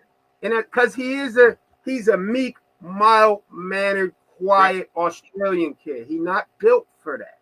Bro, if he was and then they sent him to Brooklyn, bro, I promise you, in my opinion, if he was playing in like Houston, if he was playing in Cali, if he was playing in Florida, bro, he would have a totally different mindset. Facts. But he's playing in cities where they eat you up. Yeah, bro. The worst two cities to play. And I'm not exonerating Ben. I'm not exonerating him at all.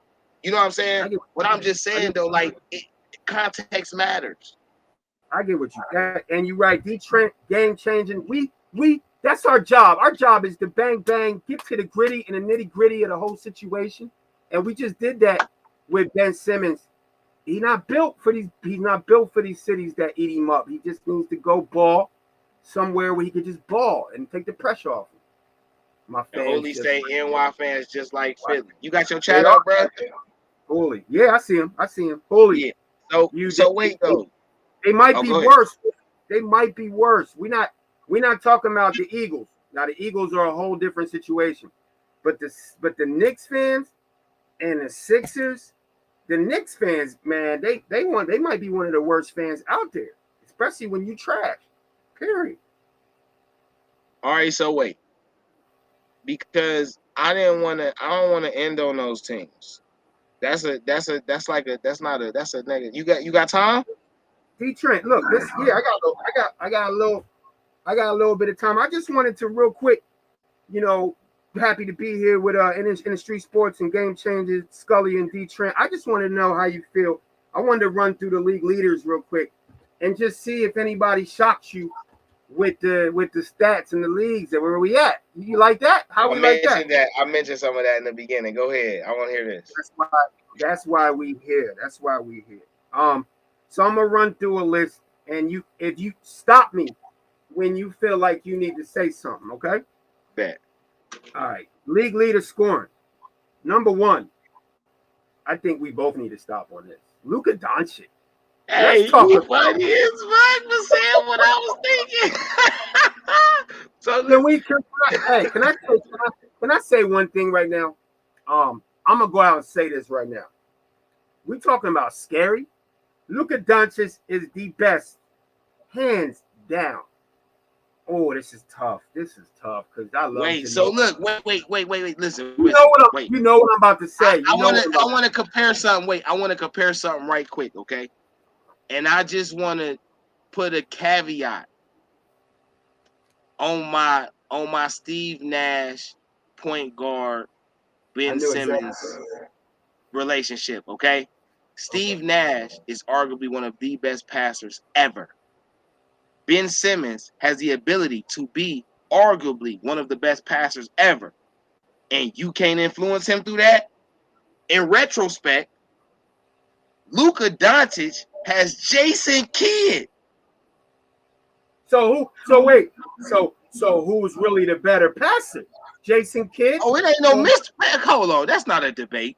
Listen, the best, and when I say all around passers, okay, ever. I mean a guy who could make every pass from anywhere on the court. And in my opinion, my top 2 guys are Magic Johnson and Jason Kidd. Now, if I miss somebody, y'all can school me. But we talking about could make every pass from anywhere on the court. I'm glad those you my said top that. 2 guys. I'm glad you said that because DeeTrynt, I know we've been around. We've been doing this for 20 years. And I know you know basketball. You know all sports. But I know you know the ball game like you know the veins in your arm. I know you wasn't about to say Steve Francis is better than Steve Francis. I know you wasn't about to say what's the name was better than Jason Kidd. I'm glad you said that. You're right, Magic. The only reason why you take what's his name? What am I trying to say? Steve Nash. The only reason why you take Steve Nash is because he maybe was a better scorer than Jason Kidd. No. Maybe. Wait. He was a better shooter than Jason Kidd, not a better scorer. When it comes to the scoring thing, man, I look at it different because when it comes to basketball, like football, right? Only certain positions are dictated to score, even though anybody could score on any given play. All right. You're right. And for basketball, it's levels to scoring. Some guys can flat out shoot the ball. When I mean flat out shoot the ball, that means if they catch it off the screen, it's good. Right. Hand in his face or not. If they get it on the set shot, is they good. If they get it off the dribble, they good. Anywhere on the court that they get the chance to look at the ball, look at the hoop, they can shoot. Yeah. That's a shooter. He can score from shooting, but that doesn't mean he's an all-around scorer. He's a shooter. That is the argument between Jordan, Kobe, and Bron. Right? Yeah, because Kobe was a better shooter than both of them. Exactly. That's not even. I don't know who would debate that. Who would debate that? Now, what I will say is, Jordan was a smarter scorer than all of them. Like when it comes to IQ of putting the ball in the hole, I don't know. Yeah, like Jordan was. You know what I'm saying? Kobe. So you got to go. So you lightweight. If you looked at the Mount Rushmore of scores, just scores, and I'm not talking big men. I'm talking. Yeah, you know what? We're gonna visit that next week because we're going into a whole. Yeah, because that's a different topic. That's a different topic. But Right, sticking back to Luka, I'm not surprised that Luka is leading the league in scoring. I'm more encouraged and more happy that Jason Kidd is finally in a situation where he can show his ability to lead a team from the coach's seat. All right. People forget that he had his hands in on the NDA post. What's good, baby? Oh, what's up, folks? Happy Halloween, folks. Hey, can I say this real quick before you introduce Post? Because I want Post to jump on this too. Look, check this out. I'm going to go ahead and say this. There's a lot of great ball players other than the black dude. Luka Doncic, hands down, the baddest white boy European to ever ball, period. Ooh, hold on. Ooh, hey, Post, what you got to say? Hold on. What's up, Post? How you feel about that? Working on it, you know what I'm saying? I would have to get that to your boy Dirk for the time being. That's what I mean. Yeah, because Dirk did more. You right. I mean, we young in Doncic's career. He ain't done nothing yet, but that's the only reason why. And Ginobili's still one of my favorites, man. They did more. Right now, I'm just gonna say in his career, where Dirk and Ginobili were in their careers in the years. That's the only reason why I'm gonna say that. The boy hasn't done nothing yet, so I can't really put him ahead of Dirk and Ginobili. You're right. You're definitely right. Now, as far as Ginobili and Dirk got the situation where they built a team around him, and with Ginobili, he was part of a team. He jumped in the system where he was a good fit for him. But your boy Luka is he blazing his own trail. They're gonna have to put a team around him if they want some wins. Hey, DeeTrynt, this is what I said. The only reason why I was falling back on that comment is because Luka hasn't done nothing yet like Dirk and Ginobili. But I said right now where Luke is in his career, he might be the baddest other than black dude ever in his years. So listen. In your statement, there are things that I agree with. There are things that I disagree with, but it's not a total disagreement. I think it's just a different point of view. But we looking at the same thing. I think it's just a different point of view. Luka has the potential to be the best European player to ever bless the NBA. Yes, he does. Right now, Luka has already been to a Western Conference Finals. He's already beaten top teams in his run, and he's been consistent since he came into the league. I'm sorry, right? It took Ginobili a couple years. It took Dirk a couple years. So that's why I say, like, I agree, I disagree, but it's more of just a point of view thing than a full disagreement. I got you. Right now, though, you got Jason. Let me tell you the benefits of having a player who is a Hall of Fame dominant player being your coach from that position. Okay? Yeah. We're talking about a Jason Kidd who ran with a Steve Nash before. But he also had a Vince Carter, a Kenyon Martin, a Richard Jefferson. He also had a Dirk with a Dampier and a Tyson Chandler. Like Jason Kidd then played with some squads. Okay? So when you gave him Luka, he say, first I'm gonna get Porzingis. Because that's different. Porzingis was there when he got there. He tried to make it work. But then he said, okay, let me get Bertan and Dinwiddie. So now by getting Dinwiddie, I got another big wing that can run the point guard, so Luka ain't got to do it all the time. All right. Then I got him a big man that don't dominate the ball but can stretch the floor. That's what I need. They kept Cleveland. Then they went on ahead and got Christian Wood. Then Finney Smith that upped his game, and now Tim Hardaway Jr. has come back.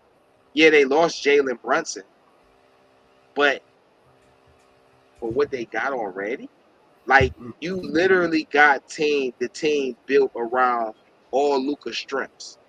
So I'm not shocked. I'm surprised that he ain't averaging the triple-double already. I think Luka might be the first person in the NBA history to average a 30-point triple-double. Like significant 30-point triple-double. Like 36, 37 type shit. Then Westbrook never led the league in scoring in triple-doubles, did he? I think he only had, I think 1 year he had like 29. Yeah, I think 1 year he had 32 though. To be honest. He got beat out by Kobe or LeBron, didn't he? Yeah, on the scoring title, yeah. Oh, you saying Luka could get the scoring title plus the triple-double? Right. So Luka could be the first player ever to get scoring title and average triple-double, which if he does that, then we got to come back to this subject again. No, man, listen. Huh? That make him top 5? Right now? Right. If he now, that's gonna put him in the top 5. Absolutely. Absolutely. Of all time? Yeah. No, absolutely. Of all time. Absolutely, bro. And fuck that. Listen, all bro. Time? Luke, man, listen. Let's be real about this. Wait. I'm putting my mask on. Wait. Luka is going into his 5th year, right? He came in with Colin. He was in the Colin draft. So this is 6th year. All right. And Luka's 6 years, bro. And he's going into his 5th year. Luka had already, like, bro, he already averaging what for his career, like 25, 8 and 8. The bitch done already been to a Western Conference. He done already been to the 2nd round. He done been to the playoffs every year but once in his career, if not already. Bro, listen. Once Luka win a title, yes. Wait. He's going in this conversation. If he win a title and lead the league in scoring while having a triple-double, absolutely he goes into a top 5 conversation of all time. What are you talking about? Yeah, but Post, you didn't say that. You didn't say championship. Did you? I'm just giving him. I'm seeing if he averaged a triple-double and you know what I'm saying, score more than 30 points. You know what I'm saying for the season. He never said championship. Now that's a different story. I'm saying he gotta win a championship too. Exactly. Yeah, that's what I was trying to add. If he wins a championship, averages 30-some points a game, gets a triple-double, and wins the chip, yes. Yeah, he go in the top 5. He go in the top 5 conversation. Okay. Because he's only in his 6th year.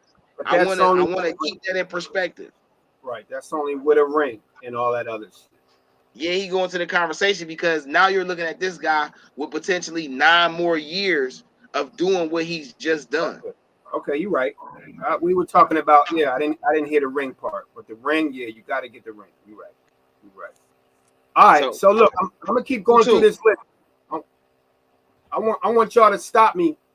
I'm just going through the league. We're going through the league leading scorer list real quick. So we got Luka at 36.7. We got Giannis 34.6, Ja 32, Donovan 39. Wait. My bad. I'm looking at a minute. Donovan, go ahead. Yeah, Luka 36.7, Giannis 34.4, Ja Morant 32.6, the boy Donovan Mitchell at 32.2, more than Durant. 32.2, more than Durant, Young, Lillard, Curry, Tatum, Booker. Just wanted to make that clear. Number 5, Kevin Durant 32, Trey 31, Dame 31, Shai Alexander 31, Steph 31, Jason 30, Kyrie 30, Devin 29, De'Aaron Fox 27, and B 27, DeMar 25, Bron 25, Jalen 25, Pascal 25, Desmond Bain 24, Anthony Davis 23, Keldon Johnson 23, and then we start getting into the Tyrese Halliburton, Cade Cunningham, James Harden. But that top 25, you got, this is how sick the league is this year. You got 1, 2, 3, 4, 5, 6, 7, 8, 9, 10, 11, 12 I'm gonna throw in Devin Booker. 13 players average 30 or more points. That's sick. Y'all surprised? No. No. But we ain't never seen that before. Post, never seen. How you feel about that? It's a lot less defense. That's facts. That's why you think Golden State Warriors keep winning championship. Nobody want to play with D. In defensive, it's a lack of defense. Is basketball not entertainment? Yeah. When do we want to see defense in basketball? Playoff. I mean, I want to see it all the time. I want to see it all the time, but I'm going to be honest. It ain't going to be really entertaining. That's going to be them 70, 80-point games, and niggas don't want to watch them games. I do. Who pays $200 a ticket to come see an 80, 85 game? Nobody.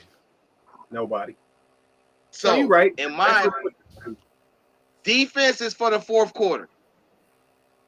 And for times when you need to keep the game close. So when you go down 10 or 15 points, I need to see some defense. But when you're trying to protect the 10, 15-point lead, I want to see some defense. When you're trying to win the game, I want to see some defense. Other than that, I want to see ankle breaking, long jumpers, dunks, alley hoops. Because this is what I tuned in to see. 125-point game, 120 points minimum. Yeah. That's what I want to see. That's what I want to see. In the regular season. Right. Now, when we get to the playoffs, I want to see somebody guard Steph Curry. I'm with you, Post. When you get to the playoffs, I'm with you, Post. I want to see it every possession. I want to see somebody double team Curry and get the ball out of Clay's hands and make Draymond shoot. I want to see that. That's why they got the rings, because there ain't no Knicks defense. That's why the 90s was so sick, is because they did, you had a lot. You didn't have the shooters like you got now in the 90s. You had a few. But in the playoffs in the 90s, man, the Knicks and the Bulls series, the Cavs and the Bulls, man, those series went down in history because the block shots was as spectacular as the three. Shout out to Mark Price. Hold on, you just said that. Shout out to Mark Price and Brad Doherty, the father of today's pick and roll game. I think that does not get enough publicity, bruh. Oh, for sure. Well, let me tell you, if Brad Doherty was a little more aggressive, they would have been established as the father, of that shit. But he was just a little soft, finger rolling and tipping in, and punch out. If you got the opportunity to get to the rim, Brad. But look, Brad Doherty was Tim Duncan. I don't think so. No. He wasn't that. No. If you look at Brad Doherty, hold on, wait, because y'all thinking impact.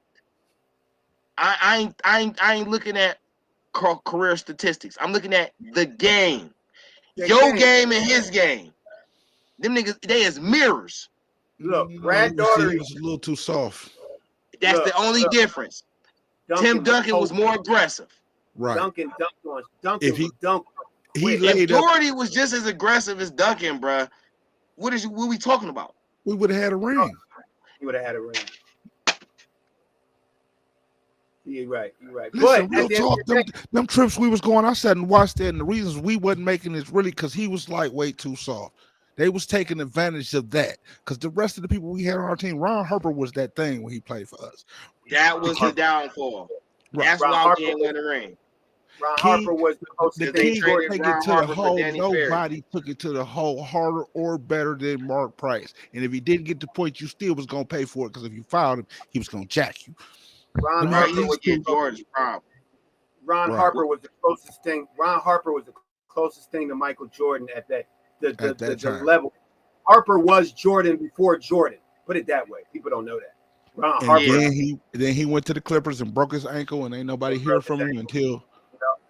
But guess what? I'm glad you said that because Mark Price, without Mark Price and Daugherty, you don't have Stockton and Karl Malone. Now that was the next level after.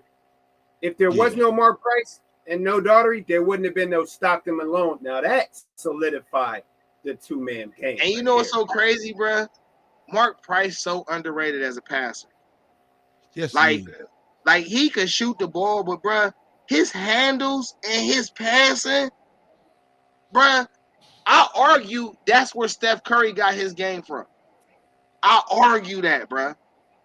Yeah. That's where Steph Curry got his game from. It's like he blended him and Reggie Miller and came up with Steph Curry, bruh. That's how I look at Steph. He got his jump. I agree with you. You got to remember though, Del Curry's jumper was water, and he didn't. It's in his blood, no doubt. Yeah. When he didn't shoot much, but when Del shot, it was 60% from wherever he shot. He got Steph his jumper. Curry is a product of the Cavs, Playboy. Yeah, think so. Absolutely. All of that stuff that they came up with. Think about it. They coach. You know what I'm saying? He was a shooter. That was his whole job. Every team he played for us, he played for the Bulls. Every team he came on, he just came out just to shoot. So now I got some shooters, and they got handle. We can dish. All the stuff he learned playing under Mark Price. That's what made him a star. He had to come in after Mark Price. So everything he learned from him, passed along, and they from Ohio. And I would say they both from Akron. Right. Him and Brown was born in the same hospital. His daddy played for us, so you know what I'm saying. Yeah. It's all about the product. I didn't even know Curry played for the Cavs. I didn't even know that. I learned that today. It wasn't long. We drafted him. Hey, did we draft him? I think we got him, let him go, and got him back. Damn, I didn't know that. I don't even remember him in Charlotte. I remember him in Charlotte. That was back when the NBA draft used to be like 15 rounds, bro. The NBA draft used to be long as fuck. Yo, DeeTrynt, look, I got to roll, but I want to get your opinion on this last issue.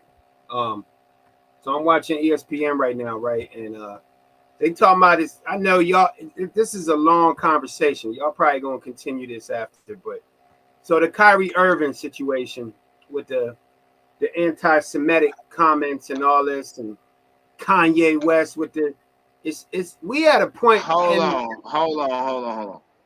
Before you ask this question, I don't even know what was said.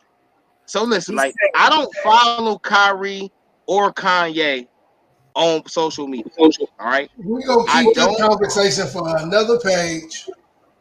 I was about to say, I don't keep this one for another page, man. Yeah, because Hooli, no, this is a whole segment by itself, right? Yeah, I don't really I'm being dead ass. I don't really know what was said. The most I've seen is I know people said something about Kanye, but I tune out the Kanye noise, bro, because I feel like he do all that shit for attention, and I just ain't the type of person that give attention seekers attention. That's just a natural instinct for me. You know what I'm saying? He running for president, so he on his political shit. So he gonna say whatever he got to say. You know what I'm saying? I don't even really pay Kanye no attention like that.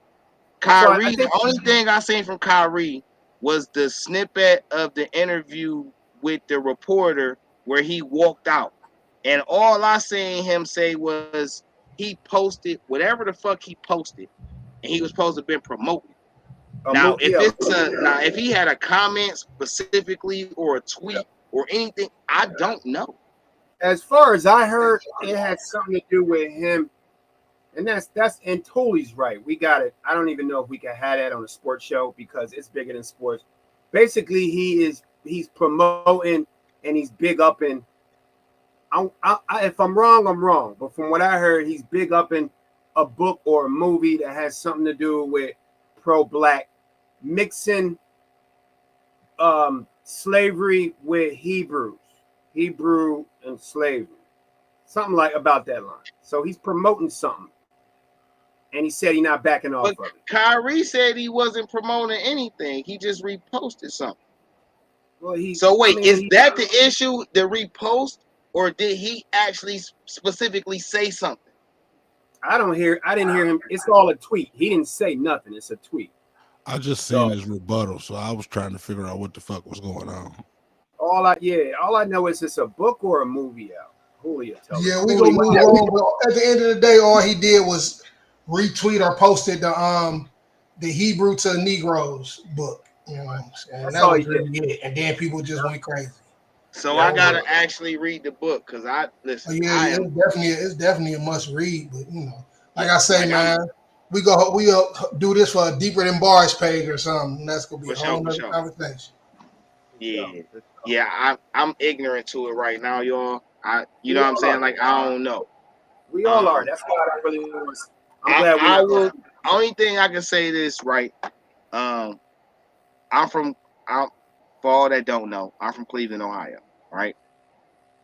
I grew up in a project, an estate, a community housing that most people know is Moore's Black. It's called Wood Hill Estates, but most people know it as Moore's Black. Okay, right? Not even a whole mile, 2 miles from, maybe even 3 miles, but it's all in this one same community. All right, it's Moore's Black. Then as you move to the north, right, you got the water company. And right after the water company, you got University Circle. So in leading to that, right off going into University Circle, there's a little community called Little Italy. It's called Little Italy, but it's ran by a bunch of Jewish people. That's where I live at. So listen, right? In my upbringing, I was not allowed to travel through Little Italy before I was grown. And I was not allowed to be in Little Italy when there wasn't the sun up. Because black people were known for being jumped, beaten, or killed in that community after dark. Yeah, I heard about that. I don't know no Jews. I don't really remember ever sitting down having no real conversation with no Jewish people. I don't really know nothing about them. In my experience, this is the only thing I know about Jews. And besides that, they own stuff and they a real tight-knit community, which I like. I respect the fuck out of that because that's another conversation. But anyway, this is all I know. So I'm a lot of ignorant to this shit. I would like to know some things before I speak on it. I'm gonna tell y'all what's happening. Yeah, go ahead, Post. This was really happening. They gonna let Kyrie be the new Kanye because Kanye about to burn himself out. Yeah, he about to burn himself out. They about to come get. All right, Post. When we do this convo on the other platform, I am going to specifically hit you up. For sure. So we can do that. You know what I'm saying? But I know Scully. Huh? I said because he probably got a lot more. He got a lot more knowledge about and history than we know. No, I just see that. I just see propaganda. They like to put people out there. They like to put the right people out there. The people see back in the day when we started marching and started talking, they saw we stick together. They broke us up. Said the problem was we can't let them talk. How can we stop them from talking? Let everybody talk then. Put everybody out there talking. Everything. You can distract them because there's too many people out there. There's too many voices for you to listen to the one you're supposed to be listening to. And they seem to use Kyrie a lot. This ain't the first time. Kyrie seems like the guy. He seems like the one that the NBA is like, okay, because this dude gonna say whatever he wants to say. He just like Kanye. He lived by his principles. He not gonna back down no matter what. He not getting the shot, the COVID shot. So we gonna use. So yeah, I see that. I see that. Man, listen though, right? We gotta move on. I wanted to close out. I wanted to go on a lighter note. I was gonna ask y'all about Utah, San Antonio, and Atlanta. I don't really know if people want to talk about Boston. I feel like Boston being who they supposed to be, dealing with all the injuries, they still doing what they supposed to do. So I don't really got a lot of comments on Boston. But these teams are top 4 in their conference. Utah 5-2, San Antonio 5-2, Atlanta 4-2, and and then it's Boston. But Atlanta, San Antonio, and Utah. What y'all thoughts on that? At the end of the season, Utah, whatever their record is, they're gonna lead the first round if they even make it. San Antonio, I'm waiting to see because I was a San Antonio fan. I rolled with my team till they broke apart, and I became a Kawhi Leonard fan. But I've been wanting to see if they could pull something together. I still pay attention, so they might have a probably about an 8th seed, probably if they could work something out. Atlanta, I ain't got no clue. I don't know what they just be. They have a good year, fizzle out. Next year, fizzle out. Fuck, I don't really pay no attention to them today, unless they make it past the second round. So I'm with Post on the Atlanta. I mean, they got a special player over there that's exciting to watch. They in the 4th seed. I see them switching with the Sixers and the Wizards. I feel like Atlanta. Maybe. I mean, obviously, Philly's going to end up.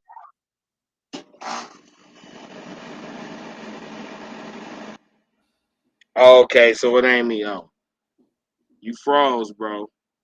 Oh, okay. So wait, Wayne, we gonna let Scully come back. There you go. There you go. Right. So look, real quick. Real quick.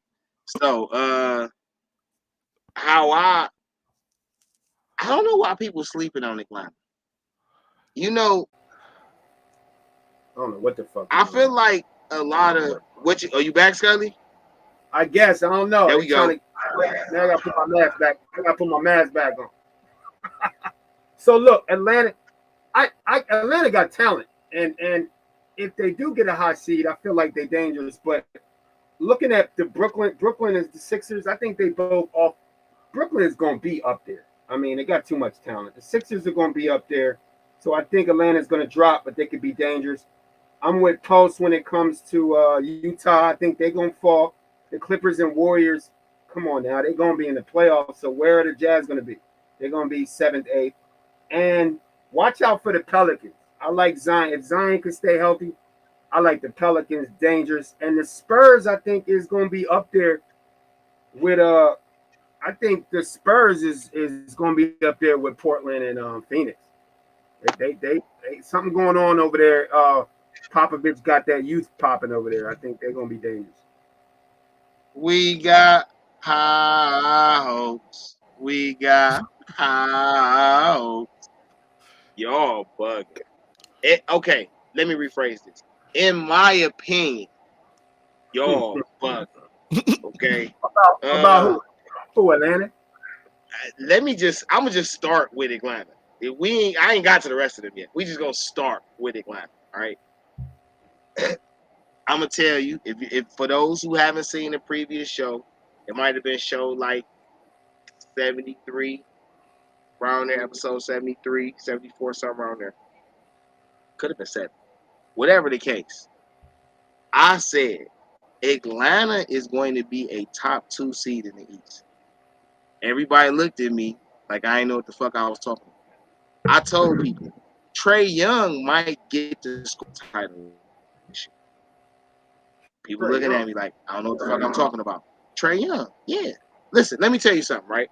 He in the top 10 right now. Yeah. For all the praise that we give Luka, Trae Young did it first. Let's be honest, and we got to keep stuff in perspective. For everything we praise Luka for, Trae Young did it first.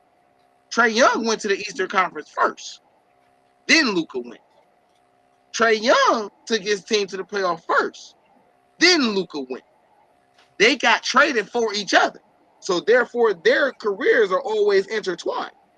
There is nothing Luka has done that Trae Young hasn't done. So we got to stop acting like that. And Trae Young got an overall better team than Luka got. Even though I think Luka has right now, present day, his team is deeper. I think talent-wise, Atlanta is better. Okay? Trae Young was the only true facilitator on that squad. Then they got DeJounte Murray.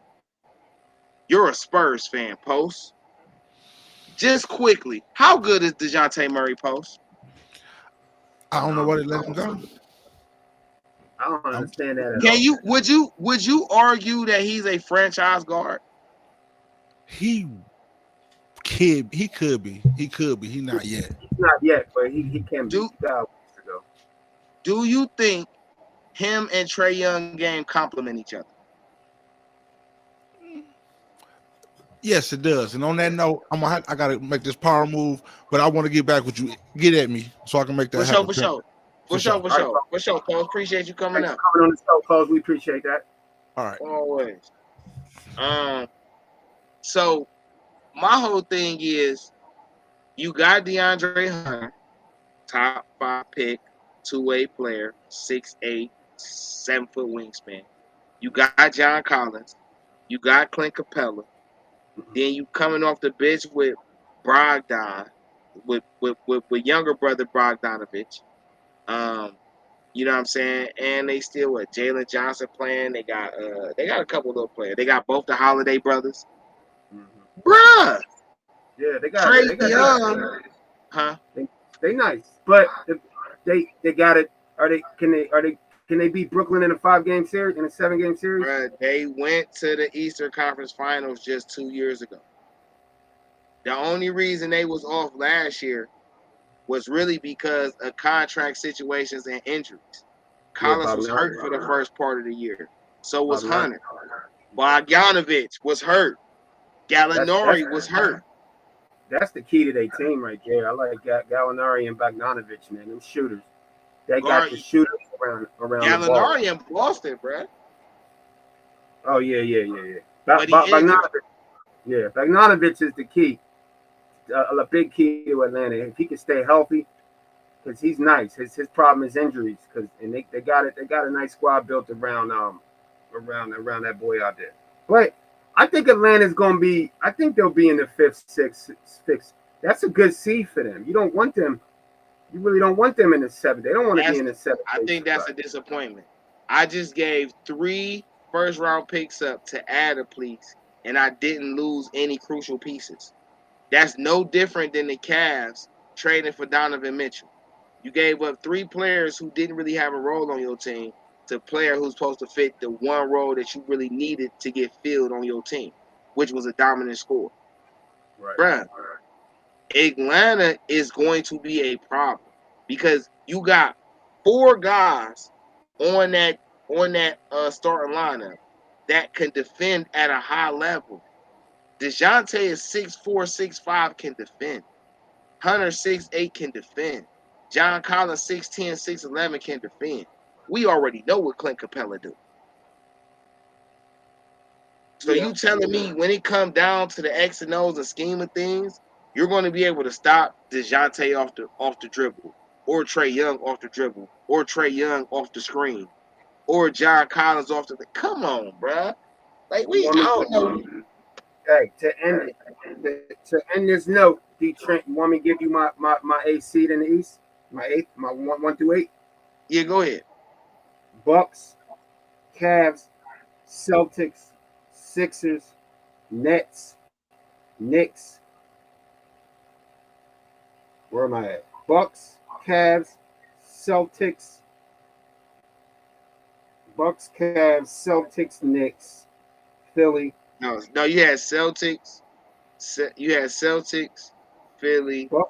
Celtics, Brooklyn, Philly. Brooklyn, right. And then the Knicks, and then that's 6. Needing 2 more. I need 1 more. Atlanta's gonna fight. I think Atlanta, the Bulls, and the Heat are gonna fight for them last 2 spots. So we agree on the Bulls and the Heat. Listen, and I possibly could be wrong. You know, things happen. But Atlanta got a spot. They better get really good when Brooklyn and Philly start getting it together. Right. You know they're gonna. That's the same squad that went to the finals. That's why I'm not understanding. Like, people always say experience matters. Bruh, they went to the Eastern Conference Finals. They've been to the playoffs multiple years. They running with the same starting five. I guess they looking at it like the Cincinnati Bengals.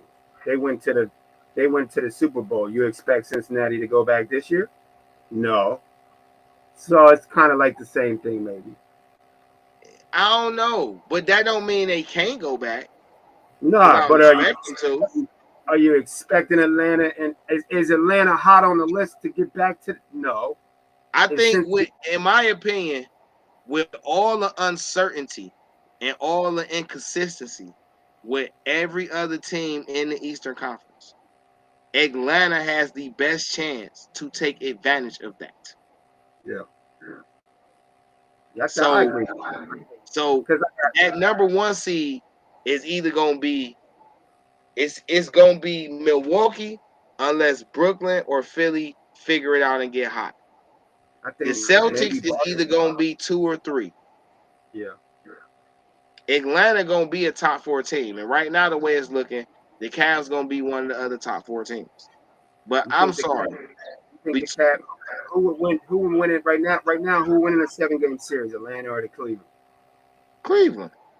Well, I don't know. As much as I want to, now listen. So listen, right?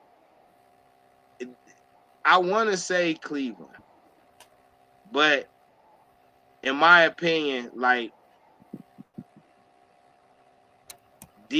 not having an answer for DeAndre Hunter is a problem. Right. And not having Mobley at even half of his offensive force right now is a problem. So in a 7-game series, I would not be surprised if Atlanta took it in 7. I actually wouldn't be surprised if they took it in 6. And I love Cleveland. I love Cleveland. I ain't saying that, but I'm just saying, like, Atlanta got it figured out. They know who they are. And to me, that's a big part of winning the title, is knowing who you are as a team. Yeah. Knowing your roles, accepting.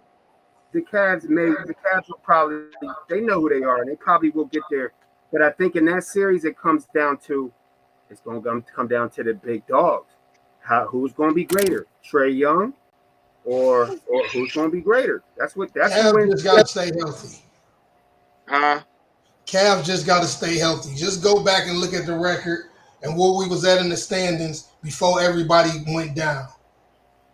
Oh yeah, we was a top 10. And just imagine what we would have did, because we would have spanked the East last year. That's on everything.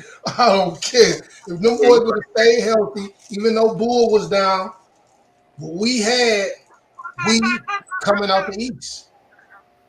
We was coming out the East.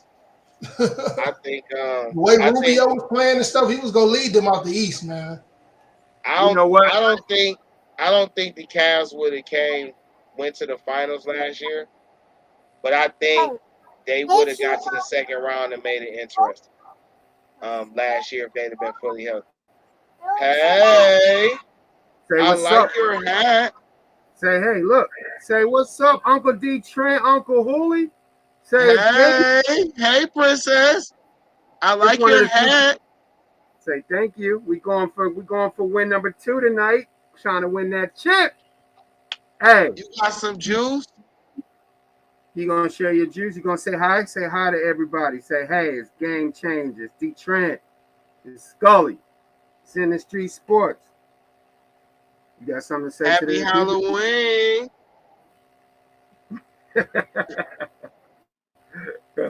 Hey, DeeTrynt. I want to thank you for having me host, man. I'm getting back in my NBA bag. It's that year. Yeah, it is. It is, man. This year, this NBA gonna be exciting. Yeah, man. We've been going for a minute. We've been going for like 2 hours, bro. I still got to transition because later on, DeeTrynt and Scully and DeeTrynt, we have Gridiron Thursday streaming, possibly live for the game. You know what I'm saying? So definitely be ready for that. And it's Browns and Bengals, man. You know what I mean? But this was the NBA version. Yeah. I had to talk basketball. It's a lot more topics to get into. We've been streaming for a minute, but I definitely You know, when we circle the block, man, I definitely want to get into how Dame has looked this year. I want to get into how Denver looks this year. I want to get into, you know, will Chicago expectations change if, or I ain't gonna say if, when Lonzo Ball comes back and how long before he comes back.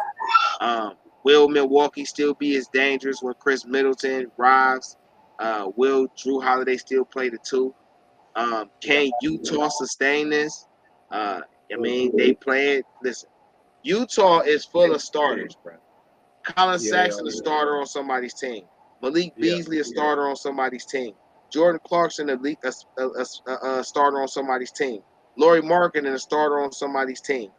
Kelly Olynyk has been a starter on somebody's team. Taylor Horton-Tucker, okay, Mike Conley. All right, they got a lot of guys who are starters somewhere. Then you got your Jared Vanderbilts, you got your Kessler Walkers. You know, you got other guys in there that you throwing in there that's, you know, Ochai Agbaji. So I like, and they play fast. I think that's a problem for a lot of older teams. Oh yeah, I agree with you on that. We got to have the over/under of how long Doc Rivers is gonna last in Philly. Got to have an over/under on that one. Is Embiid gonna come off the bench? Because it seems like that's when Maxey want to put up 44. We got a lot to talk about, DeeTrynt. Man, hey, whatever it takes to win. Huh? I said whatever it takes to win, bro. Got to ride the bench. You might have to get off the bench, brother. Man, that's gonna lead to some interesting conversation. That one right there. Yeah. GameChanga Sports Talk, Industry Sports, man. DeeTrynt Colston with Scully today, man. Let's say I appreciate everybody for tuning in. As usual, when we're streaming on multiple media platforms at once. We be live on Facebook, Twitter, Twitch, YouTube. You can follow us on Instagram. That's DeeTrynt or Scully or the sports media, which is Industry Sports. You can follow GameChanga Sports Talk Show when you miss a live records. You can follow it on the Industry Sports channel, Spotify, Anchor, Google Podcasts, Radio Public. It's always a pleasure to get up here with y'all. Like I'll say, wherever you're streaming from, you can always get in the chat. The link be in the chat if you want to come up. You know what I'm saying? To show your face, speak your piece. Got topics and stuff you just want us to hit on, you could definitely just hit it up in the chat. We'll read it all. It's always a pleasure rocking with y'all. Scully, you got any just Scully. You got any closing remarks for Halloween? Hey, look, glad to be here on GameChanga with DeeTrynt Sports Talk. It's your boy Scully. Again, the Cavs is going to be scary. It's a lot of scary things going out in the NBA. Hey, y'all watching the game tonight? Big Browns game against Cincinnati. Come check the game, come check Gridiron Thursdays, rolling on a Monday. In the street sports, we here. We ain't going nowhere. God bless y'all, man. Check that candy before you eat it. Word.